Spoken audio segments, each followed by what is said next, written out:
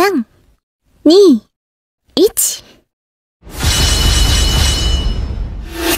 Di awal kita akan melihat seorang warrior yang tengah mempertanyakan maksud dari perbuatan seorang raja bernama Luo Wei padanya. Alih-alih menjawab, Luo Wei malah balik bertanya pada si warrior apakah ia masih ingat saat bencana pertama kali terjadi. Pada saat itu, monster muncul dari ruang asing di berbagai tempat dan mulai mengamuk. Luo Wei berkata jika mereka menyebut ruang itu sebagai Secret Realm. Dan siapapun yang bersentuhan dengan Secret Realm akan mendapatkan kekuatan misterius bernama Job. Maka dari itu, mereka membentuk pasukan Job untuk menaklukkan Secret Realm. Mereka terus melakukannya hingga mendapat banyak kemenangan. Dan sekarang, Luo Wei dengan terpaksa harus menyingkirkan si warrior karena dinilai sudah tak bisa dikendalikan lagi. Baginya, seorang job holder yang terlalu kuat bisa menghancurkan tatanan kekaisaran. Dan saat ini si warrior telah melampaui tingkat SSS sehingga dianggap sebagai musuh paling berbahaya. Menurut Luo Wei, kekuatan tertinggi hanya boleh dimiliki oleh keluarga kerajaan demi menjaga stabilitas kerajaan itu sendiri. Si warrior begitu terkejut dengan ucapan Luo Wei, tak mengira jika perjuangannya selama ini untuk negeri dan kerajaan akan berakhir dengan pengkhianatan. Bahkan Luo Wei sampai tega menghabisi keluarga dan rekan-rekan si warrior. Luo Wei hanya menjawab dengan dua kata, yaitu demi kerajaan. Akhirnya ia mengeluarkan serangan dari berbagai arah.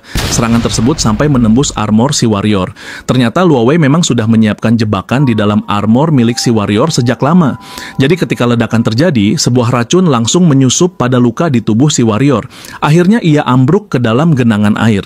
Luo Wei merasa jika sekarang si warrior tak akan sanggup melawan, karena setelah pertarungan besar dengan Secret Realm SSS, tenaganya pasti sudah habis. Luo Wei bahkan sudah menyiapkan satu pasukan penuh sebagai bentuk penghormatan pada si warrior. Dalam pikirannya, sang warrior kembali teringat kenangan lama dengan Luo Wei yang mengatakan jika mereka adalah saudara seumur hidup, tapi kenyataannya itu hanyalah sebuah sandiwara palsu. Pada saat itulah, secara tiba-tiba, ia mendapat skill tersembunyi SSS yang bernama Mirror World. Skill itu adalah skill pamungkas yang dapat membalikan segala hal. Nampaknya ia setuju untuk menggunakannya, sehingga jiwanya tersegel ke dalam air. Puluhan tahun kemudian, lokasi itu kini dipenuhi air dan telah menjadi sungai. Di sana, beberapa bocil tengil sok asik dan sok kuat tengah membuli seorang anak bernama Yun Che. Yun Che diikat di sebuah pohon di atas sungai. Dengan tengil, seorang anak bernama Ding Shu langsung memukulinya. Mereka terus menertawakan Yun Che yang sedang pura-pura mati. Wajah Yun Che ditenggelamkan ke dalam air. Nampaknya kawanan anak bandel tersebut diketuai oleh Ding Shu. Mereka begitu menikmati setiap penderitaan Yun Che. Yun Che merasa putus asa. Di dalam air, ia begitu marah, tak terima dengan dirinya yang selalu menjadi bahan buli kelompok Ding Shu.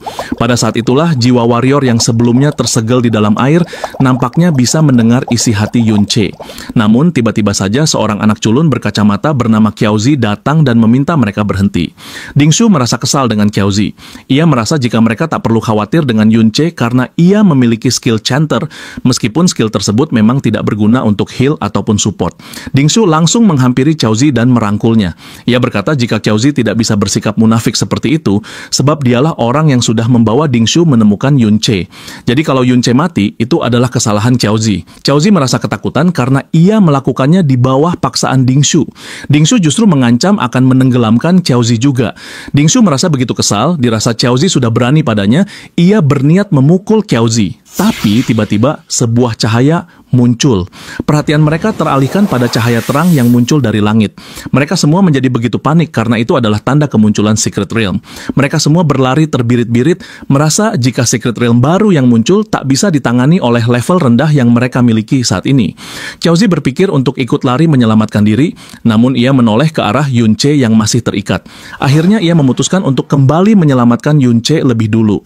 Pada saat Qiaozi sedang mencoba membuka tali di belakangnya, para monster telah bermunculan keluar dari Secret Realm. Padahal di sini talinya masih sulit dilepaskan. Qiaozi terkejut melihat seekor monster yang berniat menyerangnya. Dengan cepat, Yun Che yang sudah lepas langsung menghadangnya. Ia menggunakan skill miliknya pada monster tersebut. Ternyata yang ia gunakan adalah skill healing. Itu pun gagal sebab monster tersebut memiliki HP penuh. Qiaozi begitu terkejut. Mengapa Yun Che malah mencoba menyembuhkan monster dengan heal-nya? Qiaozi yang seorang pemegang perisai langsung mencoba menahan serangan monster dengan perisainya meski levelnya masih begitu lemah. Sementara Yunche kebingungan dengan ucapan Qiaozi. Ia langsung memeriksa status jobnya. Ternyata jiwa si warrior yang tersegel sebelumnya kini telah masuk ke dalam tubuh Yunche. Meskipun memiliki nama yang sama, tapi ia begitu terkejut dengan kelas yang dimiliki oleh tubuh Yunche, yang ternyata adalah kelas chanter. Sedangkan di masa lalu, dirinya adalah seorang warrior.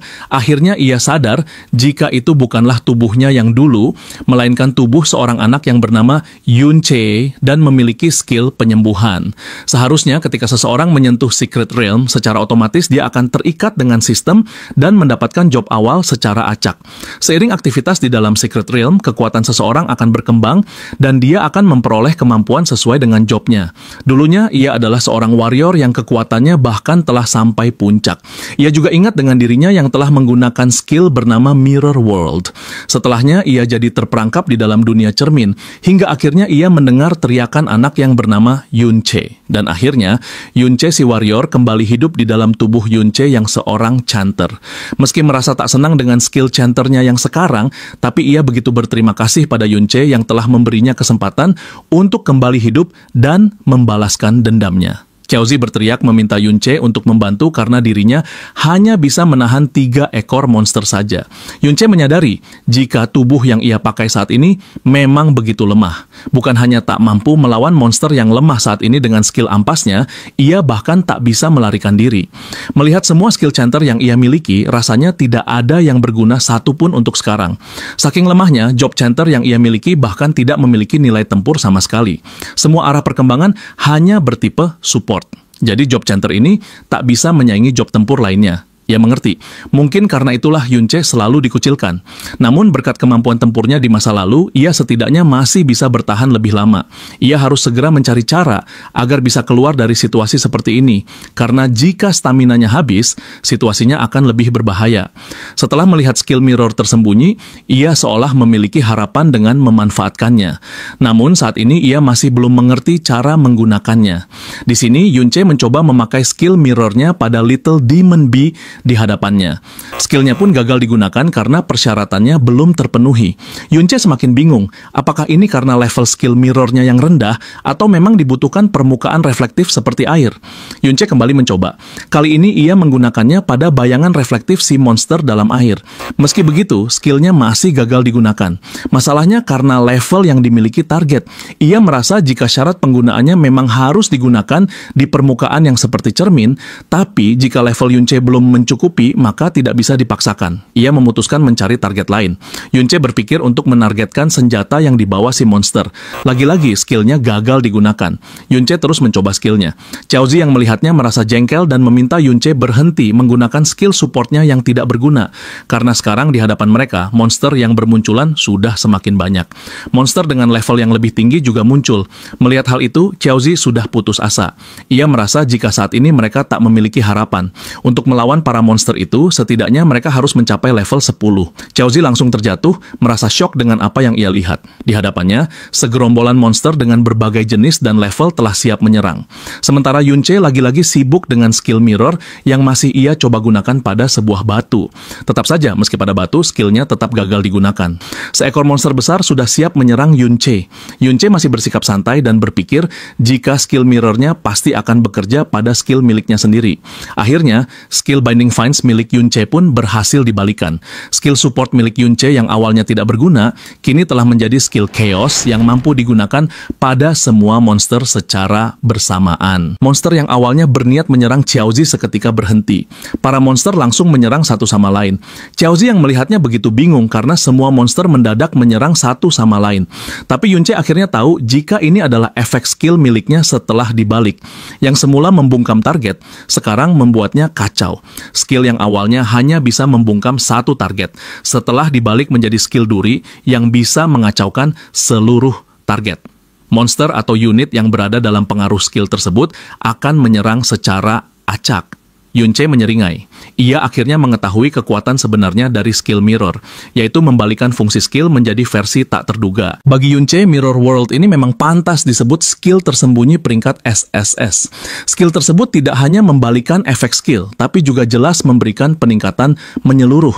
Jika Yunche menggunakan skill tersebut tanpa dibalik, tingkat keberhasilannya pasti rendah dan durasinya juga sebentar. Sudah jelas tidak akan sekuat sekarang. Di sini Yunche berniat membalikan skill-skill lainnya juga. Saat ini ia sudah membalikan satu skill lainnya dan mendapatkan sebuah pedang. Jika digunakan, ATK-nya akan bertambah sebanyak 10%. Hanya dengan mengaktifkan skill tersebut, setiap penggunaan skill akan memicu peningkatan kekuatan serangan dan ini adalah potensi yang luar biasa. Namun tiba-tiba perhatiannya teralihkan ketika ia melihat bahwa sekarang dirinya telah naik level. Nampaknya beberapa ekor monster mati akibat skill Chaos Yunche sebelumnya yang membuat mereka saling menyerang. Yunche merasa senang karena ia pikir ini adalah waktu yang pas untuk menaikkan level sekaligus memulihkan MP sepenuhnya. Di sini skill Chaotic milik Yunche masih aktif dan ia ingin menguji pedang dari skill Trick Blade miliknya. Selama skill Chaotic diaktifkan, MP Yunche semakin terkuras perlahan demi perlahan hingga akhirnya MP-nya hanya tersisa 12. Sekarang ATK skill Trick Blade-nya telah bertambah sebanyak 120%. Yunche tak mengira ia bisa menggandakan kekuatan serangannya semudah ini. Skill itu benar-benar di luar logika. Sekarang ia berniat menyerang monster besar yang tersisa. Dengan kemampuannya di masa lalu, Yunche tidak kesulitan sama sekali menangani monster tersebut. Sebab itulah Xiaoji merasa terkejut. Ia bertanya-tanya apakah benar itu adalah Yunche, seorang chanter level 5. Ia benar-benar tak percaya seorang chanter memiliki kemampuan skill sehebat itu.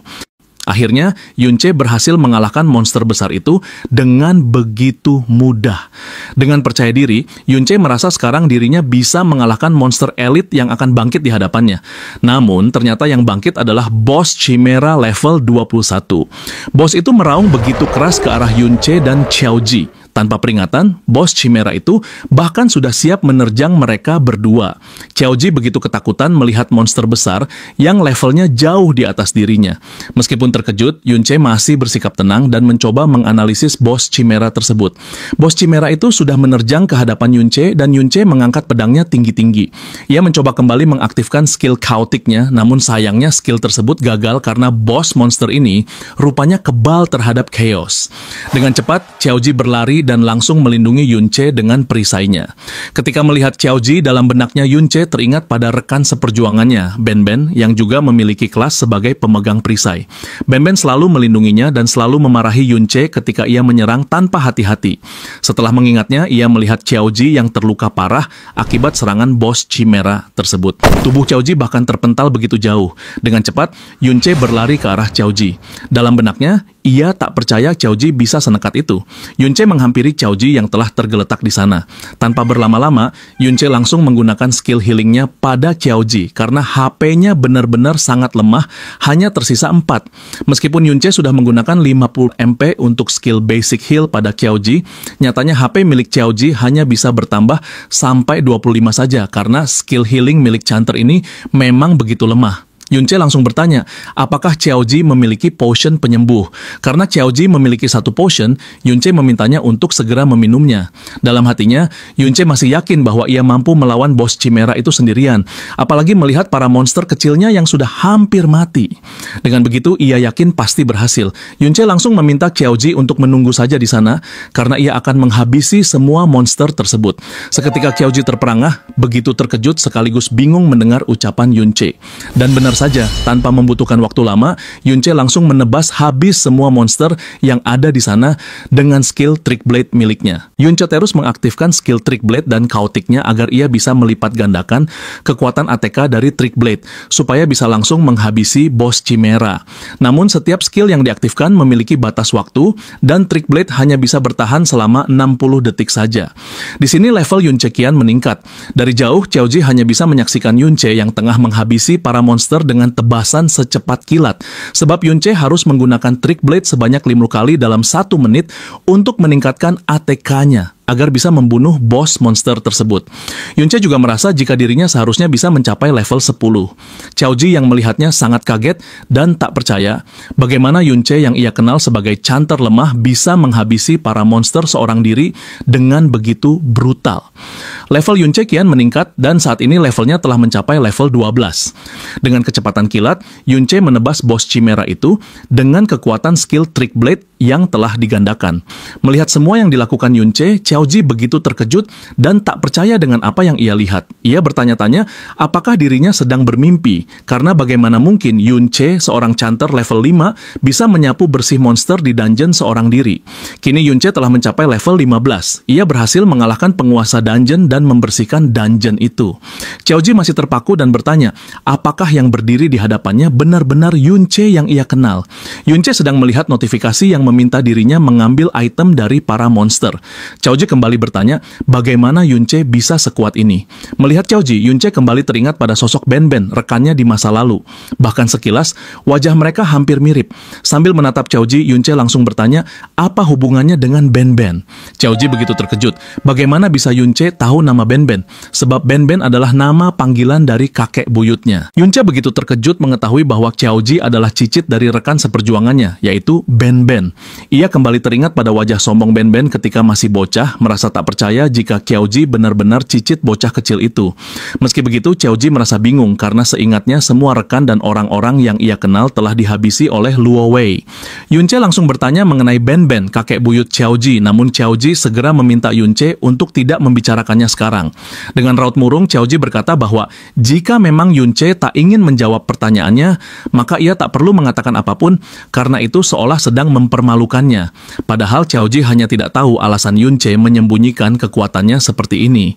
Akhirnya Xiaoji mengajak Yunche untuk segera kembali ke sekolah karena besok sekolah akan mengadakan kunjungan ke Balai Peringatan Sejarah Kota Modern. Jika melewatkan kelas, maka mereka akan ketahuan. Yunche hanya terdiam, dalam benaknya ia berpikir bahwa ia belum boleh mengungkap identitasnya sekarang. Jika Yunche menyelidiki masa lalunya, bisa-bisa Xiaoji merasa curiga. Ia pun mengiyakan ajakan Xiaoji. Dalam pikirannya, Yunche merasa bahwa di Balai Peringatan Sejarah Kota Modern itu, ia bisa mengetahui catatan apa saja yang telah terjadi setelah ia dibunuh oleh Luo Wei.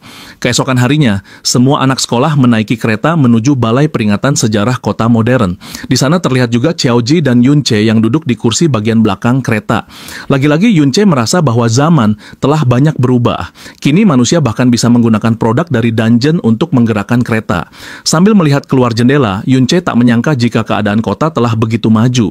Banyak hal baru yang ia lihat sekarang, seperti mobil-mobil modern yang bergerak berlalu lalang. Ia membuka inventory miliknya dan kembali berpikir, bukankah selama ini hanya monster yang bisa dibawa keluar? Yunche mengeluarkan sebuah cincin dari inventorinya yang ia dapat dari dungeon sebelumnya. Cincin itu adalah cincin tulang Chimera, sebuah item epic level 14. Selain itu, Yunche juga mendapat sebuah buku keterampilan. Ia tak menyangka bahwa di zaman ini item bisa dibawa keluar dari dungeon, bahkan sekarang orang-orang bisa membeli dan menjual item seperti itu di luar dungeon. Zaman dulu item seperti itu tidak bisa dimasukkan ke dalam inventaris. Biasanya, setelah mengalahkan Lord, mereka akan menghilang bersama dungeon. Maka dari itu, Yunche bertanya-tanya apa yang sebenarnya terjadi setelah dirinya mati. Singkatnya, mereka semua akhirnya tiba di Balai Peringatan Sejarah Kota Modern. Di belakang Yunche, Pak Guru sedang menjelaskan sejarah sebuah patung yang berdiri di hadapan mereka. Itu adalah patung Luo Wei yang dikenal sebagai penguasa tertinggi kerajaan, yaitu kaisar yang mengakhiri bencana dungeon. Pak Guru sangat yakin bahwa semua muridnya pasti mengetahui jika tempat tersebut telah didirikan sejak 50 tahun yang lalu.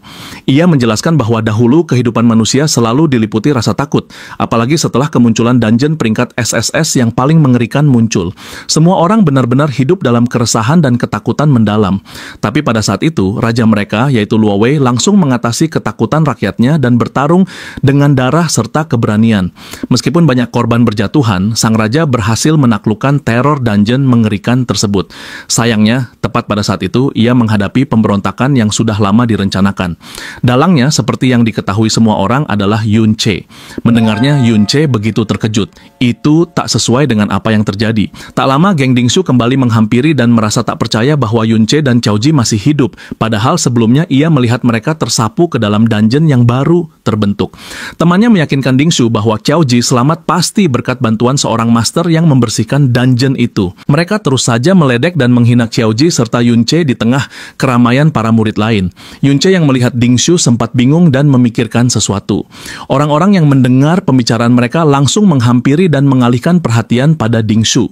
Mereka bertanya-tanya dan begitu penasaran dengan apa yang sedang Dingshu bicarakan pada Yunce dan Qiaoji. Dingshu merangkul Qiaoji dan mengejek bahwa Qiaoji hanya memiliki keberuntungan yang membuatnya berhasil keluar dari dungeon sebelumnya. Ia kembali mengintimidasi Qiaoji dan menagih hutang karena telah berani membuatnya hampir terseret ke dungeon berbahaya sebelumnya. Raut kepanikan mulai terlihat di wajah Qiaoji. Ia berkata bahwa semuanya adalah kesalahan Dingshu, bahkan Dingshu sendiri yang hampir membuat dirinya dan Qiaoji terbunuh pada saat itu. Dengan tatapan mengerikan, Dingshu menarik kepala Qiaoji dan bertanya mengapa ia berani mengatakan hal seperti itu padanya. Dengan cepat, ia menarik Qiaoji dan memintanya melihat ke arah patung pahlawan Dingkun. Di sana terlihat patung Dingkun yang dianggap sebagai pahlawan. Di bawah kaki Dingkun ada patung seorang yang dianggap sebagai pengkhianat, yaitu Ben Ben atau Qiao En, kakek buyut Qiaoji. Dingshu berkata bahwa Qiaoji adalah keturunan si pengkhianat, dan jelas tidak akan ada seorang pun yang memihaknya. Secara mengejutkan, Dingshu berdrama dan berteriak di depan semua orang bahwa Qiaoji telah menghina leluhur Dingshu. Sontak, Qiaoji begitu bingung mendengar sikap playing victim Dingshu. Orang-orang mulai membicarakan pertengkaran mereka. Seperti yang diketahui, kakek buyut Dingshu adalah pahlawan Dingkun. Mendengar hal itu, Yunce nampak semakin geram. Semua orang merendahkan Qiaoji karena dirinya adalah keturunan pengkhianat, dan sekarang Qiaoji malah dituduh menghina pahlawan. Qiaoji merasa kebingungan karena semua orang tidak berhenti membicarakan buruk tentang kakek buyutnya. Mereka berkata bahwa Qiao En telah banyak membantai orang, dan pahlawan Dingkun turun tangan mengatasinya. Dingshu masih saja berdrama dengan mengatakan bahwa dirinya tidak masalah jika Qiaoji menghinanya, namun jangan sampai menghina kakek buyutnya yang seorang pahlawan. Bahkan Pak Guru ikut-ikutan dengan mengatakan bahwa dirinya yang adil ini akan memberikan sedikit keadilan. Ia pun menghampiri Qiaoji dan menyuruhnya meminta maaf pada Dingshu. Pak Guru berkata bahwa pahlawan Dingkun sudah menyelamatkan keluarga Qiaoji. Jika Qiaoji tidak merasa bersyukur, maka ia tak boleh menghinanya. Melihat hal itu, Qiaoji benar-benar merasa dikucilkan. Semua orang memandang rendah dirinya. Dingshu lagi-lagi menghampiri Qiaoji dan berkata bahwa sekalipun ia memukul Qiaoji sekarang, orang-orang tidak akan peduli dan justru akan bersorak. Bagi semua orang, Qiaoji hanyalah seekor anjing ganas yang sangat dibenci, jadi tidak akan ada yang menolongnya. Dingshu langsung menjambak rambut Qiaoji dan hendak memukulnya sambil mengatakan bahwa dirinya, sebagai keturunan pahlawan, tidak akan pernah dicap salah. Ia berteriak keras bahwa ini ia lakukan demi kehormatan leluhurnya. Namun di tengah deklarasinya itu, tiba-tiba seseorang menendang keras wajah Dingshu. Tubuh Dingshu langsung terjatuh, dan ternyata Yunce lah yang sengaja menendangnya. Qiaoji terdiam, begitu terkejut melihat apa yang telah Yunce lakukan. Yunce langsung berkata, bukankah keturunan pahlawan memiliki waktu untuk mendisiplinkan anak-anak nakal mereka? Semua orang begitu terkejut bahkan merekam aksi Yunce. Mereka bertanya-tanya apakah benar itu adalah Yunce karena sekarang ia terlihat begitu berbeda dari biasanya. Ditambah lagi sekarang Yunce sudah berani menendang Dingshu. Anak-anak lain kembali bergosip membicarakan Yunce dan mengatakan bahwa ia juga telah berani menghina keturunan pahlawan. Mereka juga bertanya-tanya, bukankah Yunce ini adalah murid terlemah di kelas mereka?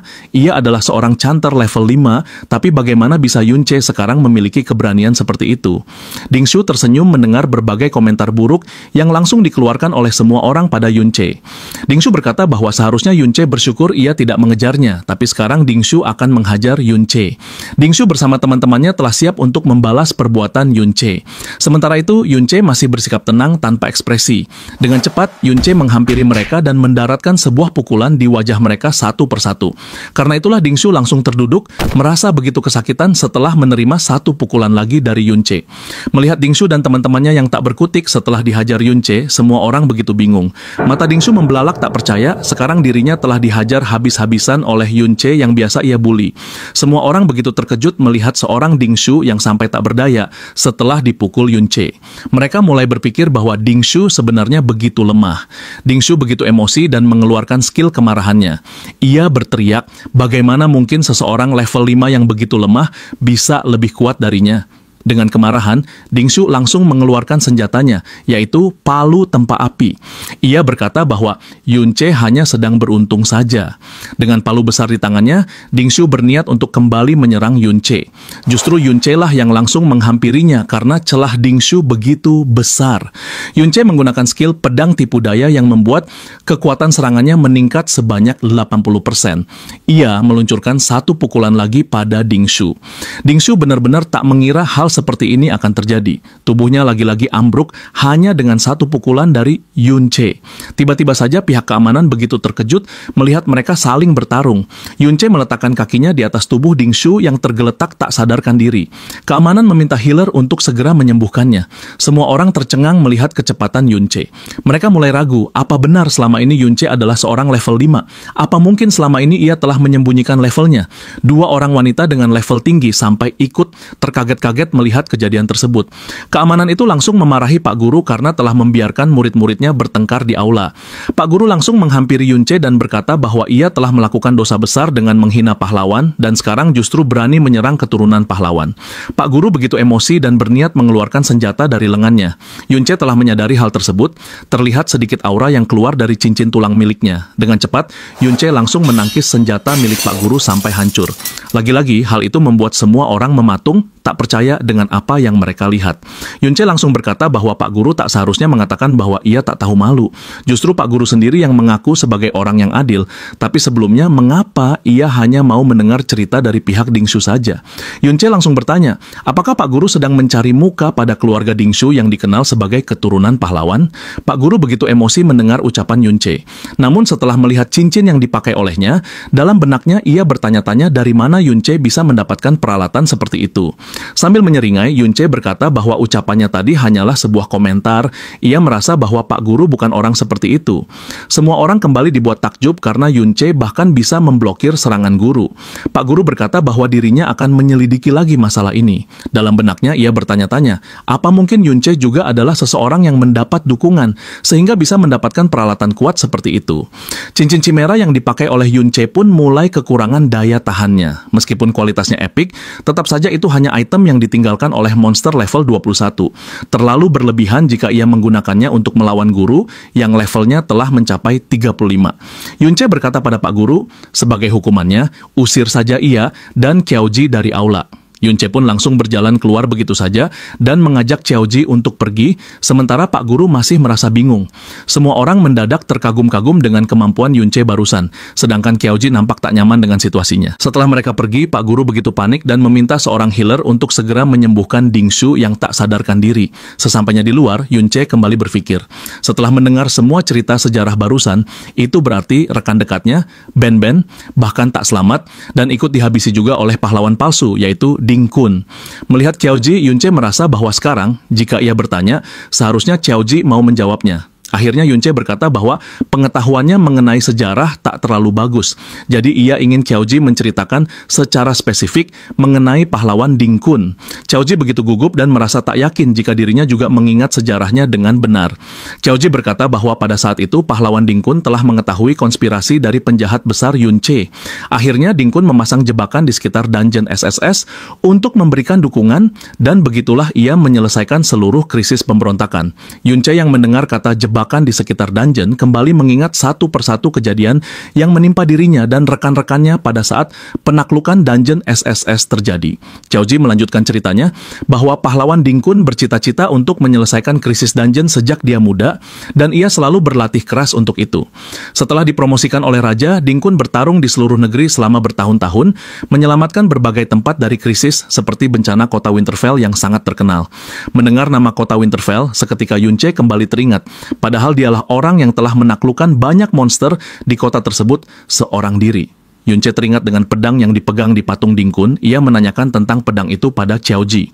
Qiaoji berkata bahwa menurut cerita, pedang tersebut digunakan Ding Kun untuk mengeksekusi Yunce si pengkhianat. Sepertinya pedang itu memang peralatan tingkat atas.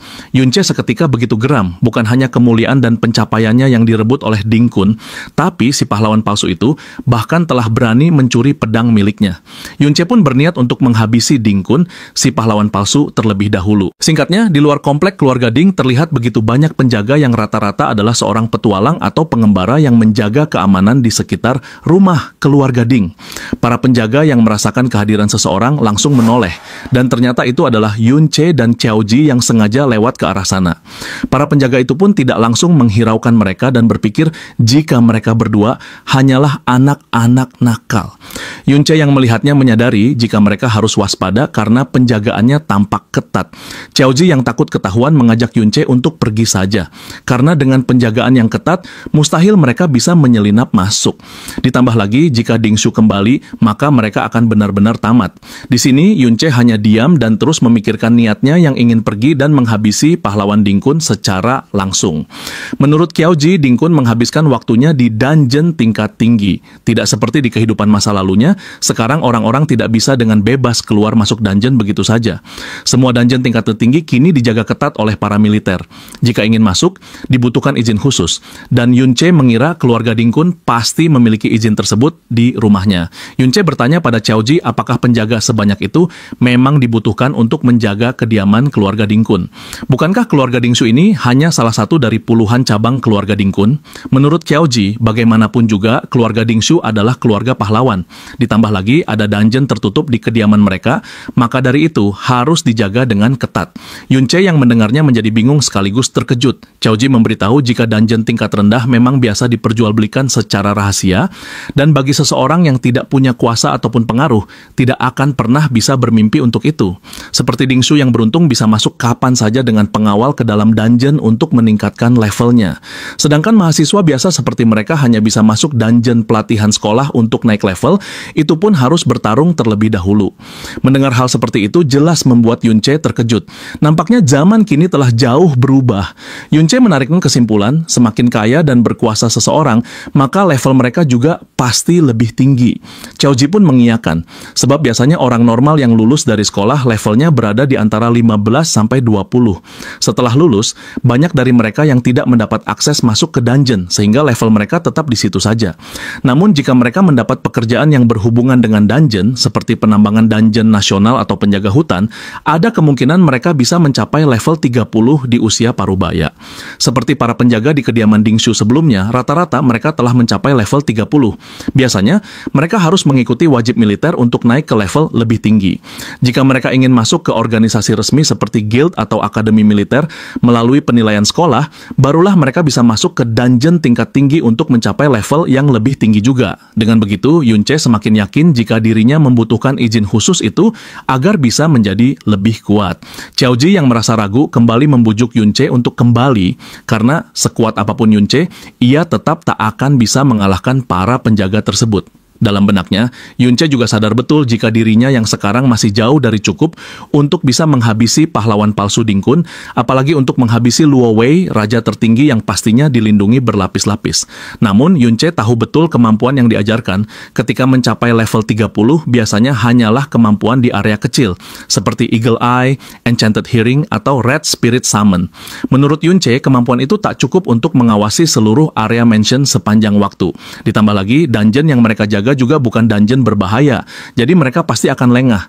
Yun-che sangat percaya diri jika ia bisa masuk ke dalam sana. Xiaoji yang masih ragu bertanya mengapa Yun-che bisa berkata jika para penjaga itu begitu lengah. Yun-che langsung menaiki tembok. Ia berpikir jika dibandingkan dengan kesulitan dungeon yang telah ia lalui di masa lalunya, melewati penjagaan seperti ini bukanlah apa-apa. Xiaoji kembali mengingatkan, jika mereka bisa masuk ke dalam dungeon sekalipun, mereka bisa terbunuh tanpa konsekuensi apapun.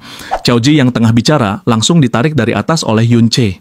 Yun-che bertanya, apakah Xiaoji benar-benar tak ingin mengubah hidupnya? Xiaoji berkata tentu saja ia ingin mengubah hidupnya, namun dengan cara masuk ke dalam guild. Mendengarnya, Yun-che kembali bertanya, apakah dengan masuk ke dalam guild hidup Xiaoji benar-benar akan berubah, sedangkan dirinya masih dicap sebagai Xiaoji, keturunan Xiao En si pengkhianat. Xiaoji tak dapat menjawab, ia hanya terdiam. Yun-che langsung menariknya ke atas sambil mengatakan jika nasibnya hanya bisa diubah sekarang, bukan dengan memikirkan sesuatu yang belum pasti bisa dilakukan. Sementara itu, Yun-che jelas tidak akan melewatkan kesempatan emas untuk masuk ke dalam dungeon tersebut. Ia meminta Xiaoji memutuskan apakah dirinya akan ikut atau tidak. Dalam benaknya, Yun-che berkata, akankah keturunanmu membuat keputusan yang sama denganmu, Ben-ben? Akhirnya, setelah meyakinkan diri, Xiaoji berdiri. Dalam hatinya, ia merasa tak bisa membiarkan Yunce mati sendirian. Yunce meminta Xiaoji berhenti karena ia merasa di sekitar sana tak ada jejak pengintaian tipe skill scout. Yunce terus memperhatikan para penjaga dan merasa bisa masuk dengan mudah selama tidak menimbulkan suara. Setelah penjaga perlahan menjauh, Yunce langsung melompat melewati mereka sambil membawa Xiaoji. Baginya, ini masih aman karena jarak pandang para penjaga tertutup. Akhirnya, mereka berdua bisa masuk ke dalam kawasan keluarga Ding dengan mudah. Xiaoji begitu terkejut melihat sesuatu di hadapannya, sebuah dungeon yang terbentang di bawah tanah.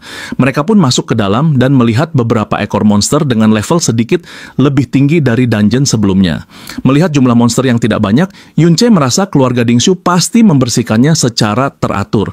Melihat 2 ekor monster level 8, Yunce langsung menyuruh Xiaoji untuk melawan keduanya seorang diri.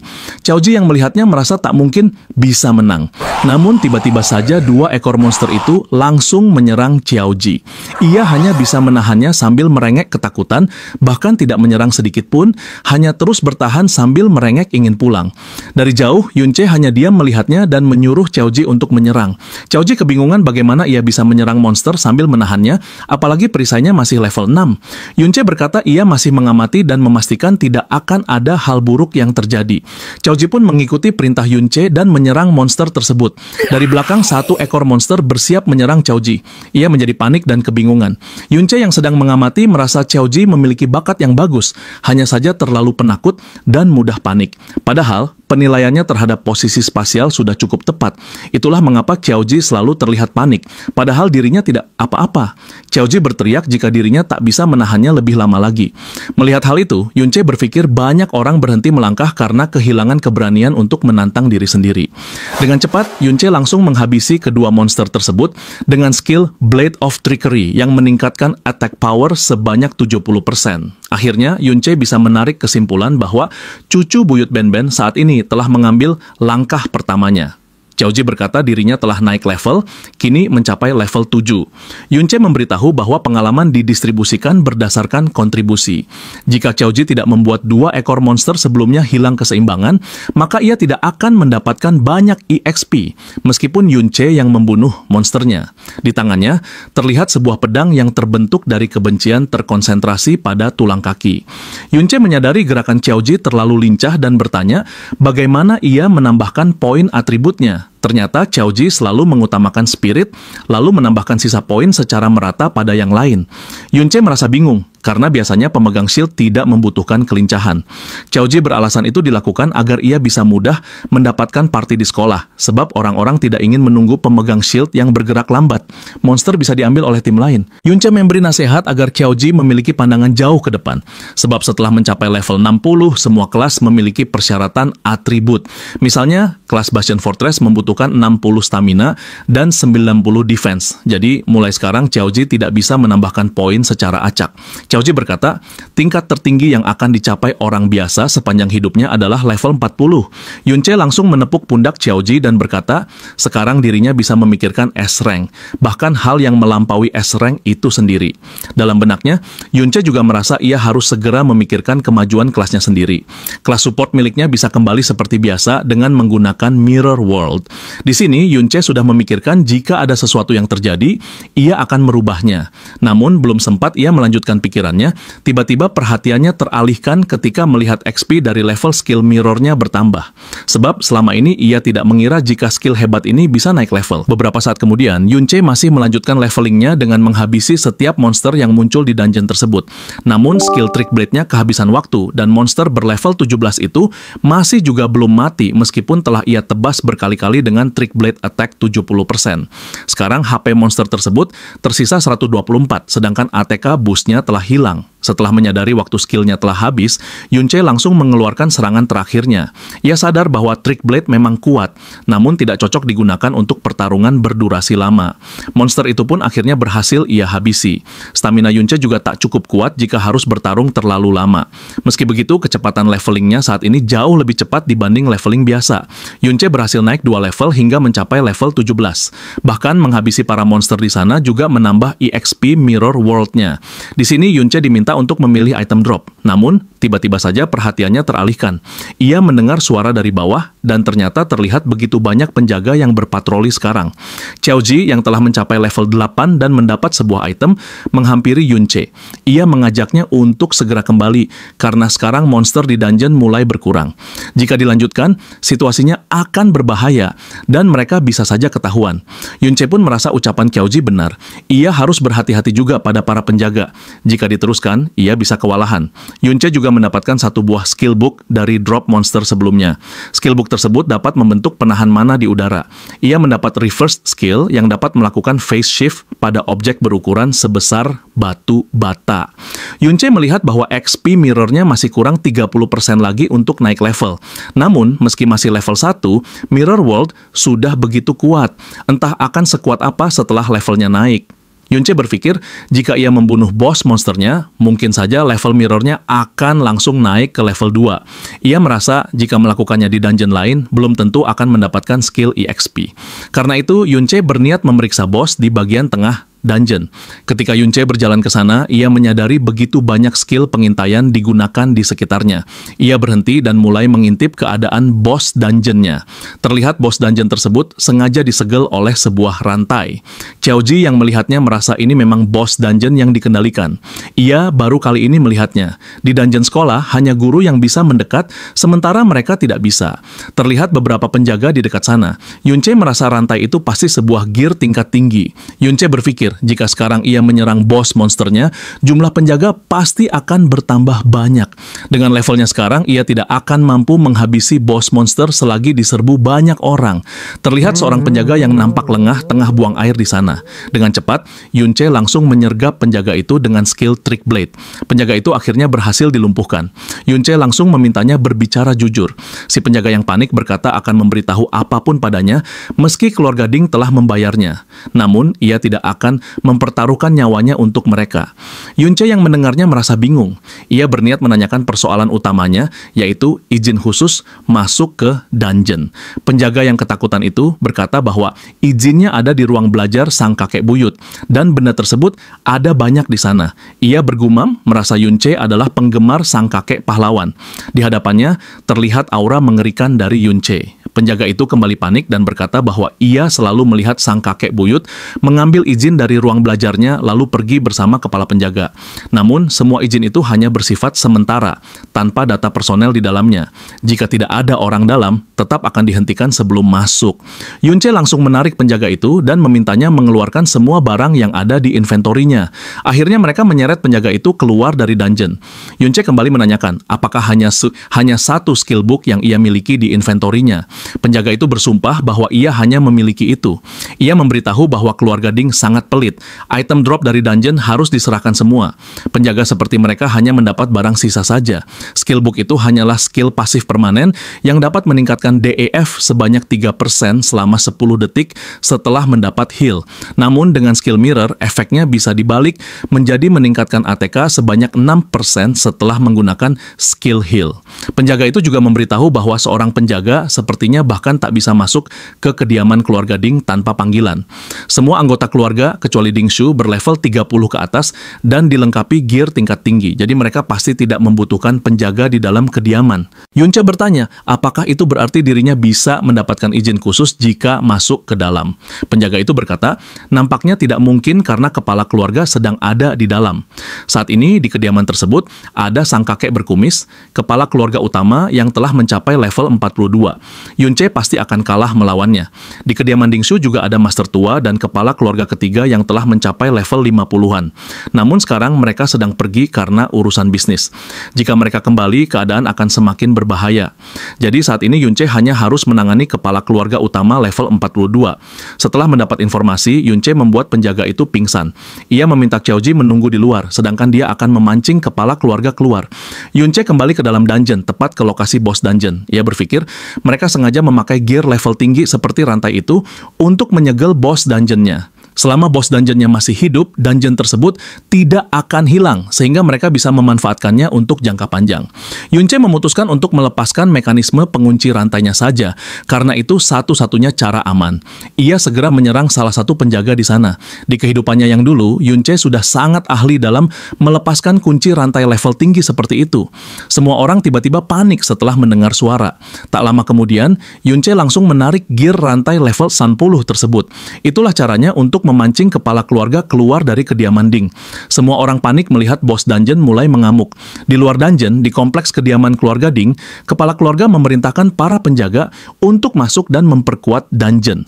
Xiaoji masih diam dan memperhatikan situasi dari jauh. Sementara itu, Yunce berhasil mendapatkan equipment rantai level 60 tersebut. Dengan begitu, akhirnya ia bisa masuk ke dalam kediaman dengan mudah. Di pintu masuk kediaman keluarga Ding, sebuah mobil masuk dan terparkir di sana. Seorang penjaga menyambut mereka. Ternyata, itu adalah Ding Shu dan ayahnya seorang kepala keluarga kedua yang bernama Ding Hao. Ding Shu menggerutu karena para penjaga masih saja menyambutnya di tengah keadaannya yang seperti ini akibat lengah ketika melawan Yunce. Ding Hao berkata bahwa menyambut Ding Shu hanyalah sampingan karena ada tamu penting di sana. Dengan cepat, Ding Hao menghampiri dan membukakan pintu mobil untuk seorang gadis bernama Yun Sha. Dua orang gadis cantik keluar dari mobil. Ternyata mereka juga adalah teman sekolah Yunce yang sebelumnya melihat kejadian Yunce melawan Ding Shu. Ding Hao tersenyum dan menyambut Yun Sha di rumahnya. Seketika ekspresi Ding Hao berubah ketika melihat penjaga yang sedang membungkuk. Tanpa pikir panjang, ia langsung menendang keras penjaga tersebut. Setelah itu, mereka meninggalkan penjaga itu begitu saja. Dari jauh, Xiaoji memperhatikan dan melihat semua yang terjadi. Tak lama kemudian, Yunce datang dan bertanya, apakah kepala keluarga kedua telah datang, sehingga sekarang bukan waktu yang tepat untuk masuk. Raut wajah Xiaoji masih terlihat seperti orang yang syok. Yunce bertanya, ada apa dengan ekspresi Xiaoji seperti itu? Xiaoji balik bertanya bagaimana Yunce bisa kembali begitu cepat. Yunce memberitahu bahwa bos dungeonnya tengah mengamuk. Meskipun hanya level 30, jika mereka ingin menangkapnya hidup-hidup, pasti akan sulit, dan mereka tidak akan bisa mengalahkannya dengan cepat. Yunce lalu bertanya, jadi apa yang Xiaoji lihat? Dengan wajah muram, Xiaoji menoleh ke arah penjaga yang tadi ditendang. Ia memberitahu bahwa orang itu adalah paman bungsunya.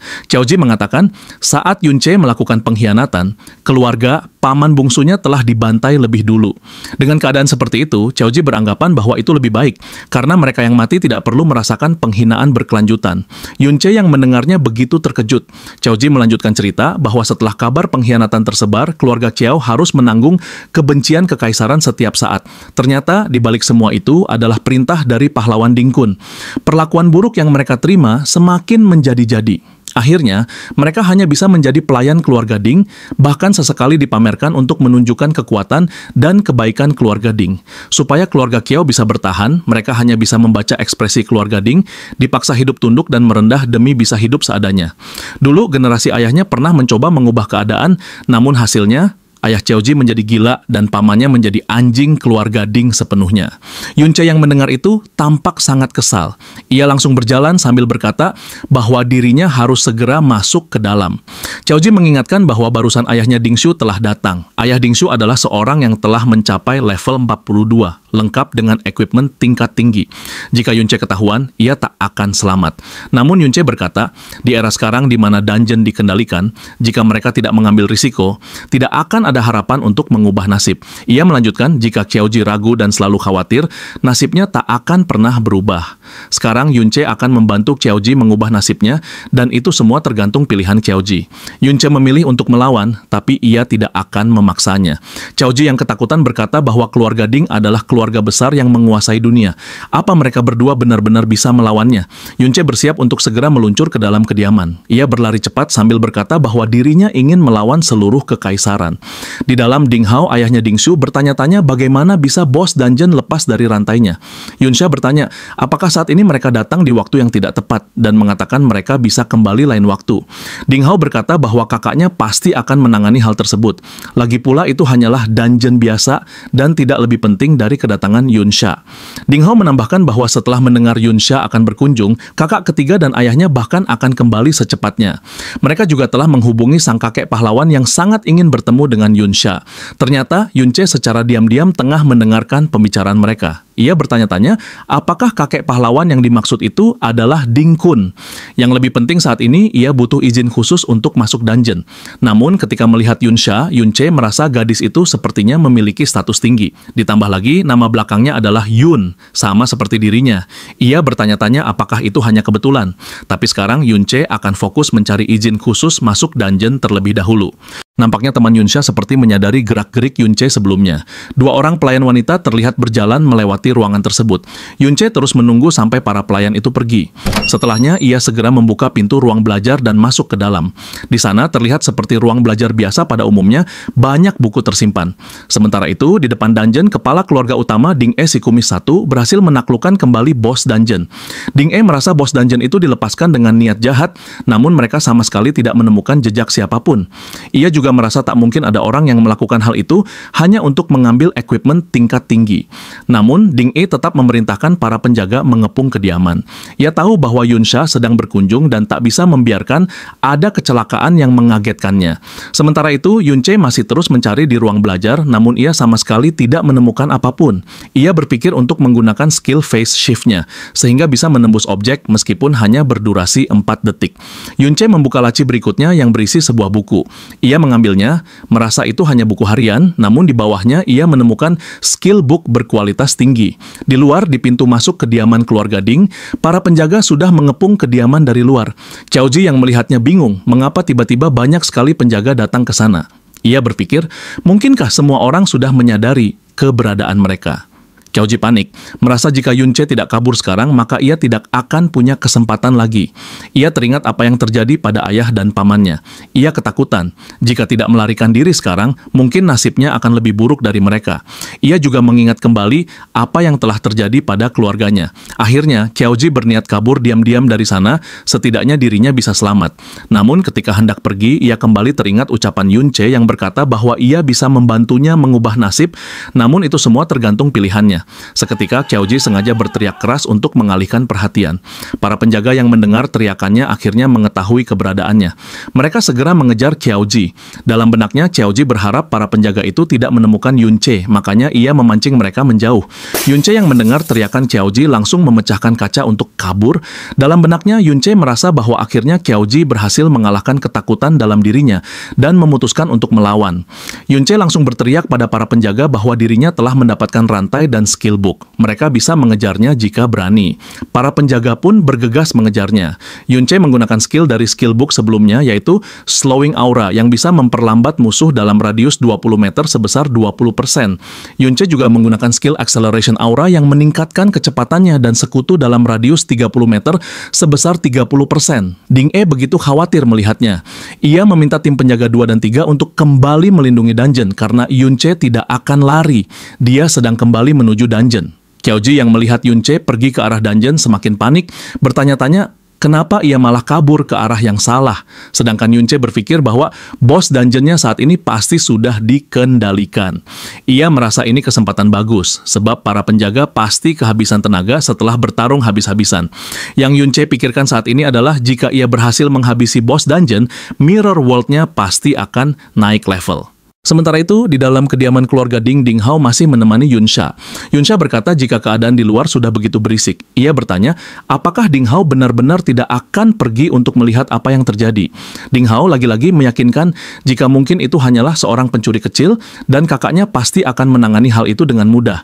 Sementara di posisi Ding Yi, ia begitu ketar-ketir meminta semua penjaga menuju ke boss dungeon. Ia meminta para rogo dan archer untuk ikut bersamanya mengejar Yunche. Yunche menyadari jika Ding Yi tengah mengejar di belakangnya. Yunche berpikir, setiap naik level semua kelas bisa mendapat 3 poin atribut ketika naik level. Dan setengah poin atribut milik Yunche dialokasikan pada kelincahan. Selain itu, ia memiliki acceleration skill level 30. Jadi hanya rogue dan archer saja yang bisa mengejar Yunche. Akhirnya, Yunche telah sampai di lokasi boss dungeon. Terlihat bosnya yang telah dilumpuhkan dan HP-nya yang sekarat. Yunche yang melihatnya merasa jika mereka sengaja menyegelnya agar tidak ada orang orang yang menghabisi bos dungeonnya. Yunche tahu jika sekarang bos dungeon tersebut sedang begitu lemah. Ia bersiap untuk mengumpulkan kekuatan dan berniat menghabisi bos dungeon itu dalam satu kali serangan. Akhirnya para penjaga itu menyadari kedatangan Yunche. Mereka segera bersiap dan membentuk barisan. Yunche segera menggunakan skill chaoticnya pada mereka. Semua orang bertanya-tanya, skill jenis apa yang Yunche pakai. Mereka belum pernah melihat skill seperti itu. Seseorang berkata jika skill yang dipakai oleh Yunche membuat status menjadi abnormal. Biasanya resistensi manusia pada skill abnormal tidak sekuat monster. Di sini, beberapa orang ada yang terkena efek dari skill chaotic milik Yunche yang membuat mereka saling menyerang satu sama lain. Mereka begitu panik karena tingkat efek status abnormal dari skillnya tak masuk akal. Yunche langsung bergerak melewati mereka. Ia berpikir selama dirinya bisa melewati para penjaga tersebut, ia pasti bisa menyerang bos dungeonnya. Semua orang menjadi kebingungan karena pertahanan mereka begitu melemah, tidak ada yang berhasil memblokir Yunche. Melihat hal itu, Yunche tahu betul jika mereka hanyalah kumpulan amatiran yang sama sekali tidak punya pengalaman bertarung. Yunche mengira, mungkin saja karena negeri ini begitu damai, mereka akhirnya menjadi sangat lemah. Melihat Yunche yang seorang diri, mereka yakin Yunche bisa tertangkap oleh mereka. Ding E muncul dan memerintah semua penjaga untuk segera menangkap Yunche. Akhirnya Ding E memutuskan untuk turun tangan mengatasi Yunche. Dengan senjata dan kekuatan level tinggi, Ding E sudah siap menerjang ke arah Yunche. Dengan cepat, Yunche berbalik dan menahan serangan Ding E. Karena situasinya sudah kacau, Yunche akhirnya mengeluarkan equipment rantai sebelumnya. Meskipun levelnya yang sekarang belum cukup untuk memakai equipment seperti itu, namun tetap saja durability-nya berada di level 60. Yunche segera menggunakan rantai itu untuk memanfaatkan dampak besar agar ia bisa menghancurkan lapisan segelnya. Yunche tengah bersiap mengeluarkan serangan terakhirnya. Wajah Ding E semakin panik melihatnya. Yunche berterima kasih untuk tumpangan dungeon yang diberikan, ia akan mengambil EXP dari Lord Dungeon tersebut. Dengan begitu, Yunche telah mengeluarkan serangan terakhirnya, dan bos dungeon tersebut akhirnya berhasil ia habisi. Yunche langsung naik 3 level, sekarang ia telah mencapai level 20. Mirror World miliknya juga naik ke level 2. XP Mirror Worlds-nya telah penuh, skillnya pun telah di-upgrade. Ding E yang melihatnya begitu murka, ia kembali bersiap menyerang Yunche. Melihat Yunche yang masih berdiri di dekat bos dungeon, para penjaga juga bergegas menangkapnya. Yunche segera mengaktifkan skill mirrornya yang telah di-upgrade. Ding E melayangkan serangannya pada Yunche. Namun semua orang begitu terkejut, Yunche seketika telah menghilang. Ternyata saat ini Yunche tengah memasuki dimensi Mirror World. Semua orang di medan tersebut seakan membatu, tidak bergerak sama sekali, kecuali Yunche. Waktu yang tersisa di Mirror World tersebut sekitar 29 menit. Yunche baru mengetahui, seperti inilah keadaan dunia di dalam cermin. Yunche juga menyadari bahwa di tempat tersebut semua sisi menjadi terbalik. Ia juga tahu bahwa para penjaga yang berdiri di hadapannya hanyalah sekadar ilusi. Namun ketika mengambil sebuah batu, nampaknya batu itu bukanlah ilusi. Batu itu bernama Mirror Shot dan dapat dibawa keluar. Yunche sadar setelah mencapai level 2, ia bisa membawa sesuatu dari Mirror World. Yunche penasaran apakah tampilan sistemnya akan berubah, dan ternyata tampilan sistem kini menampilkan daftar list skill yang ia miliki. Ada juga beberapa yang masih belum aktif. Yunche merasa semua daftar itu adalah versi kebalikan dari skill yang dimilikinya. Untuk mengaktifkan skillnya, Yunche harus mempelajarinya terlebih dahulu di dunia nyata. Dan untuk saat ini, nampaknya ia akan memilih kombinasi skill yang kuat lebih dulu. Dengan begitu, ia bisa merencanakan perkembangan progres kelasnya dengan lebih baik. Namun, tiba-tiba saja perhatiannya teralihkan pada sesuatu. Yunche melihat begitu banyak jiwa yang ada di dalam Mirror World. Salah satu jiwa tersebut tiba-tiba berubah menjadi sosok undead. Dengan trik blade di tangannya, Yunche langsung menyerangnya dengan mudah. Setelah menyerang undead tersebut, Yunche mendapat pemberitahuan bahwa ia bisa membuat kontrak dengan undead itu. Setelah kontrak terbentuk, undeadnya bisa ikut keluar dan bertarung bersamanya. Sederhananya, setelah menghabisi undead, Yunche bisa mengeluarkannya sebagai summon. Yunche baru tahu bahwa setelah Mirror World-nya naik level, tidak hanya batu yang bisa ia bawa keluar, tetapi juga undead. Sementara itu, di posisi para penjaga, mereka masih menunggu Yunche di sana. Dungeonnya sudah hilang, tetapi Yunche masih belum kembali. Seseorang bertanya, mungkinkah skill yang digunakan Yunche adalah skill stealth milik rogue? Seorang rogue menjawab bahwa itu tidak mungkin, sebab para rogue memiliki durasi tertentu dan wujud. Mereka tidak akan sepenuhnya menghilang. Ding E langsung menghampiri dan meminta penjelasan bagaimana Yunce bisa kabur di tengah-tengah kerumunan penjaga. Tanpa mereka sadari, Yunce telah kembali ke sana. Si tua Ding E meminta mereka bertanggung jawab atas biaya dungeonnya. Namun akhirnya, ia menoleh ke arah Yunce. Yunce sendiri masih bersikap santai dan berkata bahwa durasi Mirror World-nya telah habis. Apakah sekarang aku telah kembali ke titik awal? Tanyanya santai. Ding E yang melihatnya segera berteriak meminta semua orang menangkap Yunce. Yunce dengan tenang berkata bahwa sekarang waktunya ia membalas kebaikan mereka. Ia pun menggunakan skill summon-nya dan memanggil beberapa ekor undead keluar untuk bertarung. Semua orang sangat kaget melihat wujud undead tersebut. Ding E meminta semua orang untuk tidak panik dan menjelaskan bahwa makhluk itu disebut undead. Para undead tersebut juga memiliki bar status dan level, dan saat ini level mereka hanya 20. Ding E pun segera memerintahkan para penjaga untuk menangkap Yunce, dengan imbalan bonus bagi siapa saja yang berhasil. Semua orang yang mendengarnya langsung bersemangat. Tapi, lagi-lagi Yunce kembali menghilang dari sana. Ternyata Yunce berhasil keluar. Ia tahu bahwa para undead-nya memang masih lemah. Ia berpikir, andai saja dirinya bisa mendapatkan undead yang lebih kuat, para cecunguk seperti mereka tidak akan bisa melakukan apapun. Sayangnya, dari semua undead yang ia temukan, 20 terkuat sudah memiliki kontrak. Mirror World sendiri punya batasan eksplorasi. Ketika berada di dalamnya, ia hanya bisa bergerak sejauh 200 meter. Yunce berniat mengeksplor Mirror World kembali di tempat yang berbeda. Mungkin dengan begitu, ia bisa mendapatkan undead level tinggi. Tak jauh dari situ, Yunce melihat Qiaoji yang tertangkap oleh seorang penjaga.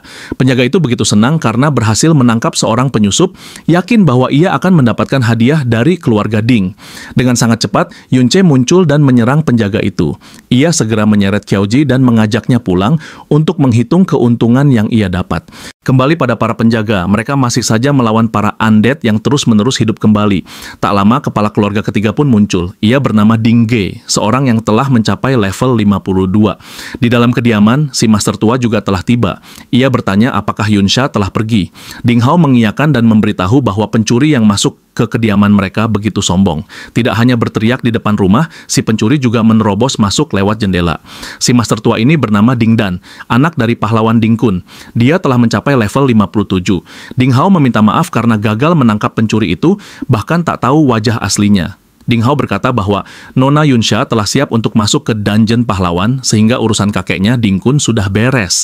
Ding Dan berkata bahwa jika ia tahu siapa pencurinya, ia akan langsung menghabisinya. Ia meminta Ding Hao mengecek apa saja yang telah dicuri. Di sisi lain, sampel izin khusus masuk dungeon telah berhasil dibuat oleh Yunce. Saat ini item cincin Chimera miliknya telah rusak, namun untungnya ia sudah mendapatkan beberapa skill book. Yunce menggunakan skill book itu untuk meningkatkan status miliknya. Hanya dengan status seperti itu saja, ia sudah bisa mengalahkan orang setingkatnya. Selain itu, boss dungeon sebelumnya juga telah menjatuhkan sebuah peralatan, yaitu armor. Yang paling penting, saat ini Mirror World miliknya telah naik level. Dengan skill tersebut, undead yang ia taklukkan mampu meningkatkan kekuatannya secara signifikan. Namun, Yunce merasa itu saja belum cukup, karena jika dilihat dari patung Ding Kun, setidaknya Ding Kun telah mencapai tingkat berserker kelas S. Yunce pun berniat membuat kontrak dengan undead yang lebih kuat dan mencapai level 50 untuk mengalahkan Ding Kun. Qiaoji yang masih merasa khawatir bertanya, apakah saat ini mereka masih dikejar? Yunce meyakinkannya bahwa mereka akan baik-baik saja karena tak ada yang melihat wajah mereka sebelumnya. Meski begitu, Qiaoji masih menunduk dan merasa cemas. Menyadari hal itu, Yunce langsung bertanya apakah ada secret realm yang kuat di sekitar sana hingga membuat orang kuat tewas di dalamnya.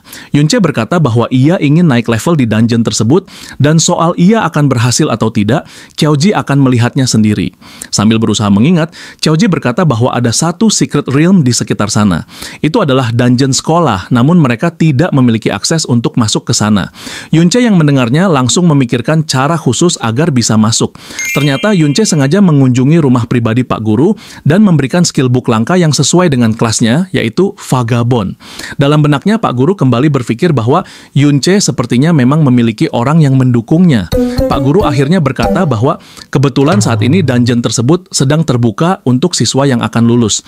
Meskipun Yunche dan Xiaoji adalah siswa angkatan bawah yang tidak memenuhi syarat, jika ada siswa yang menonjol, tentu saja Pak Guru bisa merekomendasikannya. Singkatnya, sekarang Yunche telah berada di depan Secret Realm tersebut. Beberapa siswa yang akan lulus tampak begitu antusias karena merasa bahwa itu adalah dungeon terakhir yang bisa mereka masuki. Mereka bahkan berterima kasih pada pahlawan karena dungeon tersebut adalah hadiah dari sang pahlawan. Yunche sudah merasakan keanehan pada dungeon itu. Pak Guru memberitahu bahwa dungeon itu adalah Heroic Secret Realm yang diberikan oleh pahlawan. Kabarnya, sang pahlawan pernah bertarung di dalam dungeon tersebut dan hingga kini masih ada jejaknya di sana. Xiaoji merasa murung dan bertanya-tanya apakah dungeon itu adalah tempat di mana pahlawan mengalahkan pengkhianat. Ia ragu apakah harus memberitahu Yunche atau tidak. Pak Guru meminta mereka untuk berhati-hati karena level dungeon itu begitu tinggi. Ia menunjuk seorang siswa senior bernama Xiaoxie untuk mengawal Yunche dan Xiaoji. Xiaoxie merasa kesal, menganggap mereka berdua akan menghambatnya naik level. Pak Guru pun menenangkannya dan meminta mereka segera masuk. Namun Xiaoxie yang kesal masih saja mengomel dan tidak ingin repot mengurus Yunche serta Xiaoji. Ia bahkan meminta mereka untuk terus berada di belakang para siswa senior agar tidak merepotkan. Yunche masih merasakan keanehan karena rata-rata para siswa di sana berada di level 20-50. Ia yakin dungeon tersebut akan sangat berbahaya. Kini mereka semua pun memasuki Secret Realm Heroic. Ternyata, saat mereka semua memasuki realm itu, dua orang wanita, Yunsha dan Yunyin, ikut ke dalam realm tersebut. Mereka semua yang melihat dua wanita itu keheranan karena mereka berdua masih memiliki level kecil yang mereka tahu. Namun tak lama setelah kedatangan mereka, Xi langsung mencemooh Yunche dan Xiaoji. Ia merasa dirinya sangat apes harus menjaga dua orang pria seperti itu dan berharap jika yang harus ia jaga adalah Yunsha dan Yunyin. Karena hal tersebut bagi dirinya dapat membuatnya merasa akan mendapatkan energi jika bersama kedua gadis cantik itu. Dan dengan muka sakne, ia berharap jika mungkin saja. Tiba-tiba ada seorang pria lain di belakangnya yang menegurnya. Ia memberitahukan kalau level mereka berdua di atas level 30 dan seharusnya kitalah yang dibantu, ujar pria itu kepada pria ampas Xiaozi. Mendengar teguran tersebut, Xi langsung merasa kesal.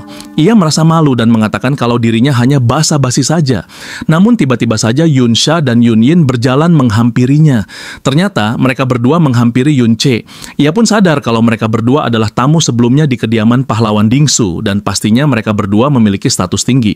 Namun heran kenapa mereka berdua menghampiri dirinya. Tiba-tiba saja Yunsha memuji pergerakan Yunche saat di monumen sebelumnya, kejadian di mana Yunche menghajar Dingsu. Lalu ia pun menyindir jika suara Yunche juga unik. Mendengar hal tersebut, Yunche hanya bisa bertanya-tanya, apa maksudnya? Setelah itu, Yunsha pun berbisik. Ia mengatakan, karena keunikanmu itulah aku bisa mengenalimu, bahkan di tengah suara kaca yang pecah. Seketika ingatan Yunche pun tersadar pada kejadian saat ia menyusup. Ia merasa kaget. Ia tak menyangka kalau Yunsha bisa mengenali dirinya hanya dengan dua kalimat yang ia teriakkan saat melarikan diri lewat jendela.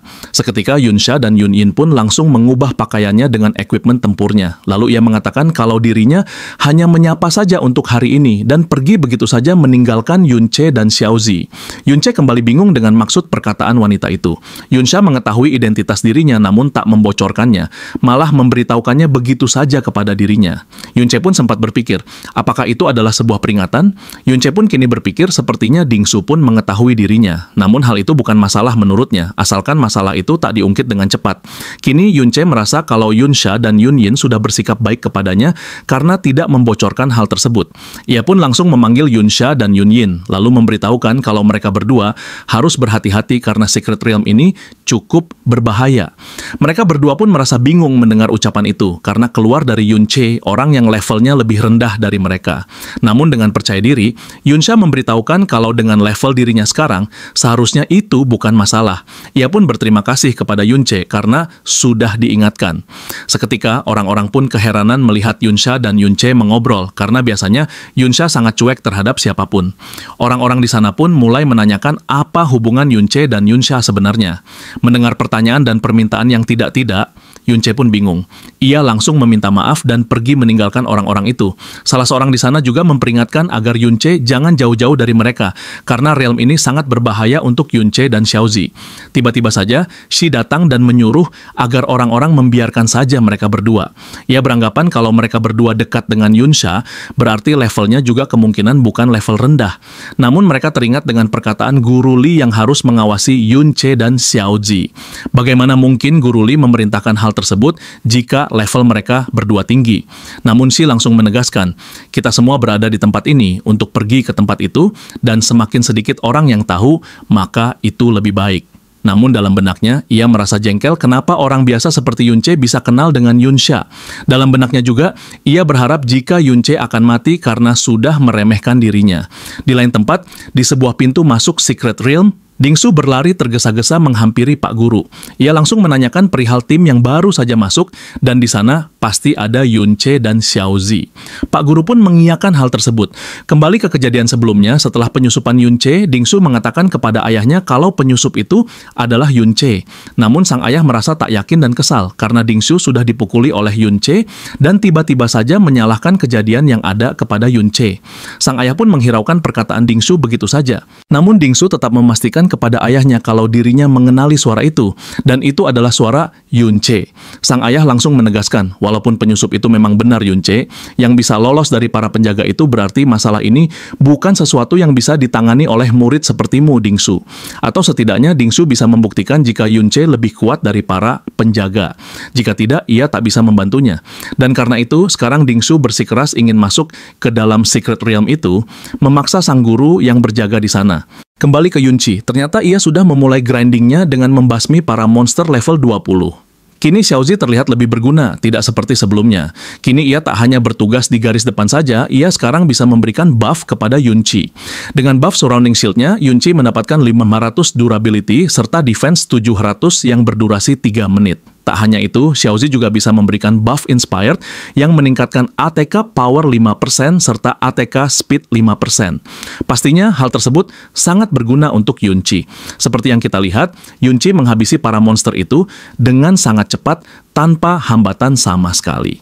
Seperti biasa, hal tersebut juga karena efek skill miliknya sendiri, Trick Blade dengan ATK Power tambahan 70% dan durasi 7 detik. Tak berselang lama, notifikasi kembali muncul. Kini Yunci sudah level 21 dan Xiaozi juga ikut naik level, sekarang ia level 11. Kini Yunci merasa kalau Xiaozi setelah mempelajari skill buff yang ia dapatkan dari kediaman Ding sangatlah berguna. Karena dengan level Xiaozi yang hanya level 10 saja, buff darinya sudah bisa menyeimbangi monster level 20. Berdasarkan penjelasan guru sebelumnya, di tempat ini ada monster rare yang bernama Obsidian Beast, dan berkemungkinan drop dari monster itu adalah sebuah skill support yang bernama Gravitational Pull. Skill tersebut sepertinya skill yang harus Yunci dapatkan dan segera ia pelajari di dalam Mirror World-nya. Namun yang terpenting baginya, ia masih penasaran dengan lokasi di mana tempat orang-orang mati. Tiba-tiba saja matanya membelalak saat melihat monster yang ada di dalam jurang. Itu adalah monster Crystal Pillar Canyon bertipe Elite Radiant Stone Beast. Yang membuat Yunci tercengang adalah jumlahnya yang banyak. Tak hanya itu, monster itu juga sepertinya bertipe Wandering. Artinya, monster Elite itu berkeliaran kemana saja, dan saat melihat musuh, mereka akan langsung menyerang secara bergerombolan. Bahkan monster bertipe Wandering bisa sampai keluar dari realm dan memporak-porandakan kediaman manusia. Namun di balik kengerian dan kesulitan melawannya, EXP serta loot yang didapat dari monster tipe itu sebanding, karena sangat jauh berbeda dari monster biasa. Yunci pun langsung mencoba menyerang monster itu. Setelah serangan tersebut, ternyata monster itu beregenerasi kembali. Namun bukan itu yang menjadi masalah. Regenerasi yang digunakan monster itu sangat tidak masuk akal.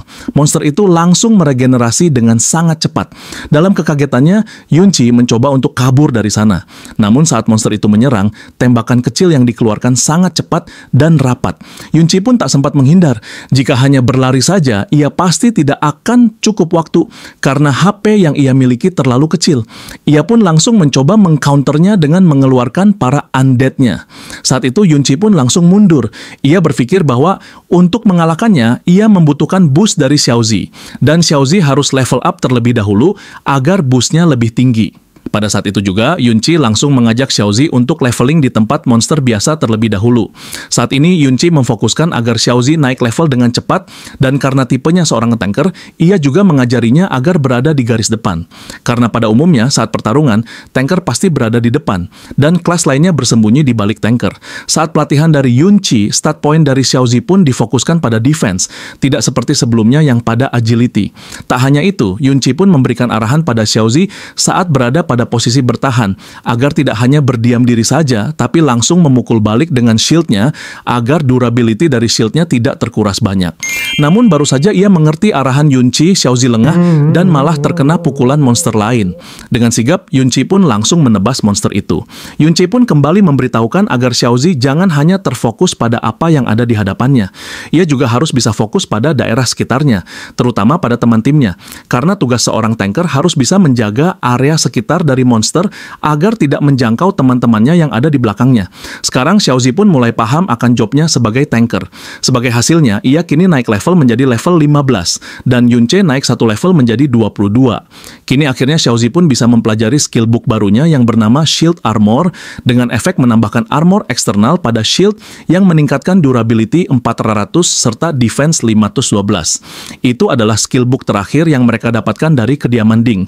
Xiaozi pun mencoba menggunakan skill itu, ternyata skill itu bisa diberikan pada target, dan karena hal tersebut, Yunce berencana menggunakan shield itu kepada para summon undead-nya untuk mengatasi para wandering monster sebelumnya. Di lain tempat, di lokasi Yunce sebelumnya, 3 guru dengan level rata-rata 30-an sedang mengawasi pergerakan monster tipe Wandering. Para guru merasa heran dengan asal kemunculan monster itu, dan melihat banyaknya jumlah mereka, para guru merasa kalau ini akan sangat berbahaya bagi para murid. Salah satu guru di sana menyarankan untuk segera mengurus para monster itu, namun ia sadar kalau monster itu adalah tipe Wandering. Terlebih lagi jumlahnya banyak, mereka bertiga tak akan bisa menghandlenya. Di tengah pengamatan mereka, tiba-tiba saja sebuah suara terdengar dan terlihat berasal dari para murid. Salah satu guru di sana menyarankan untuk segera menolong para murid. Namun guru yang lain merasa kalau di sini juga berbahaya karena ia takut jika ada salah satu murid yang tersesat ke tempat ini. Salah satu guru di sana pun bersiap akan menjaga tempat ini, sementara yang lainnya akan segera menolong para murid.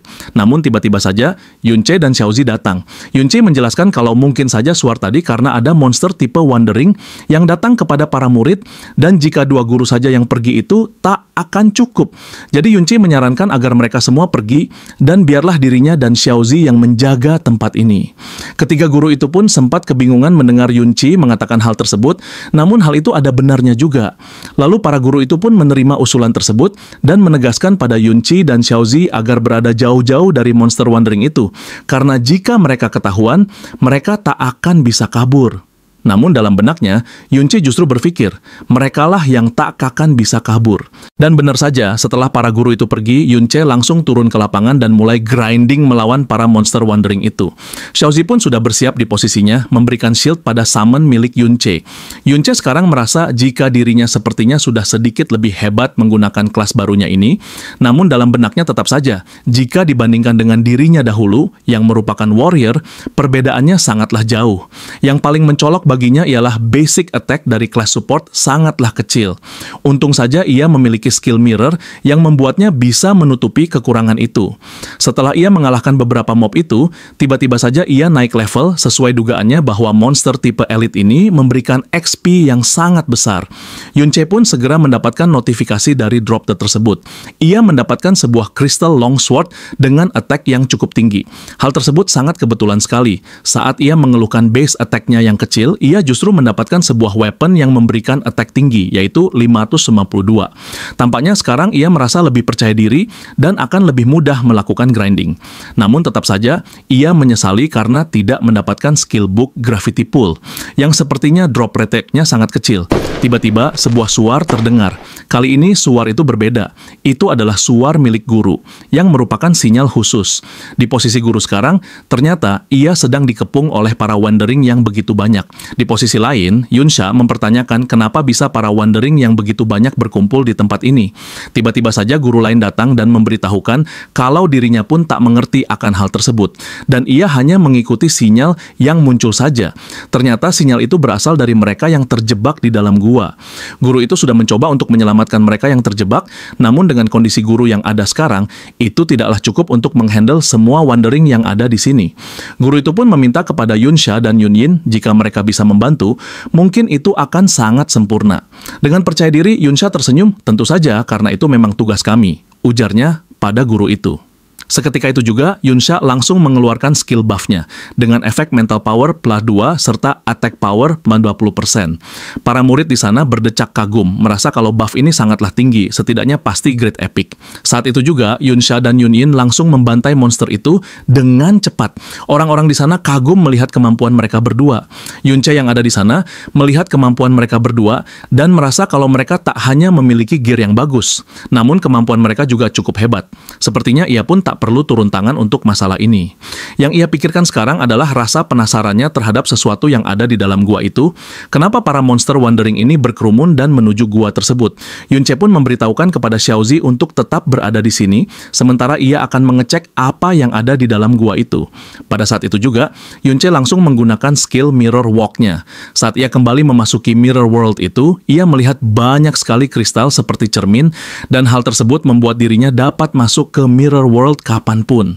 Namun yang masih ia tak pahami adalah cara kerja dari mekanisme skillnya itu untuk kembali ke dunia nyata. Saat ia berjalan mendekati gua itu, ia tersadar bahwa orang-orang ternyata memiliki refleksi, sedangkan monster tidak memilikinya. Namun mayat monster ada. Ia pun berasumsi bahwa hanya dirinya saja yang merupakan makhluk hidup dengan tubuh fisik yang berada di Mirror World ini. Saat memasuki gua itu, ia sadar ternyata di sana ada Xiaozi, pria yang bertugas mengawasi dirinya dan Xiaozi.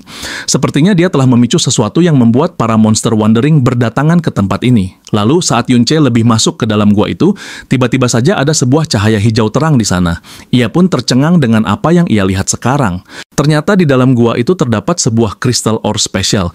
Yunche pun sekarang mengerti, pantas saja Xiaozi dan yang lainnya pergi ke tempat ini. Tidak seperti batu lainnya, batu yang ada di dalam Secret Realm adalah sebuah batu yang sangat spesial dan tak akan ditemukan di dunia luar. Kegunaan dari batu itu sendiri dapat dibuat menjadi sebuah equipment, aksesoris, serta item spesial lainnya oleh seorang blacksmith profesional. Oleh sebab itu, batu kristal ini lebih berharga daripada emas dalam jumlah yang sama pula. Saat Yunche memegang sebuah bongkahan kristal itu, tiba-tiba saja notifikasi muncul. Batuan kristal itu dapat ia ambil dan ia pun dapat keluar dari Mirror World sekarang ini. Yunche pun tercengang, namun setelah ia pikirkan, ternyata ia sadar bahwa jika ia menemukan sebuah permukaan refleksi di dalam Mirror World, berarti ia bisa kembali saat berada di mana saja. Kini Yunche pun mengerti pasti kegunaan dari Mirror World, ada banyak hal yang dapat ditemukan lagi jika ia menelitinya. Tapi sekarang tujuan dia adalah mencari tahu ada apa saja di dalam tempat ini. Dan ia pun berpikir, jika dilihat-lihat tempat ini dipenuhi dengan kristal itu, dan jika saja ia menambang di sini, ia pasti akan kaya raya. Dan juga mungkin karena itulah monster bertipe wandering berkumpul di sini. Kembali ke sisi luar, di sana ternyata Yunsha dan Yunyin tengah sengit, bertarung melawan para monster wandering itu yang tak ada habisnya. Para murid lainnya hanya bisa menyaksikan mereka berdua dengan berdecak kagum. Mereka merasa bahwa kekuatan mereka berdua sudah melebihi kekuatan dari para guru yang ada di sekolah. Lalu dengan begitu, beberapa guru serta Yunsha dan Yunyin berhasil mencapai tempat Xiaozi dan yang lainnya terjebak. Xiaozi pun merasa lega, namun Yunyin memberitahukan untuk tetap waspada dan fokus karena kita semua harus bisa keluar terlebih dahulu dari sini. Tiba-tiba saja Yunsha menoleh. Ia merasakan keanehan, serta Xiaozi tiba-tiba saja wajahnya pucat.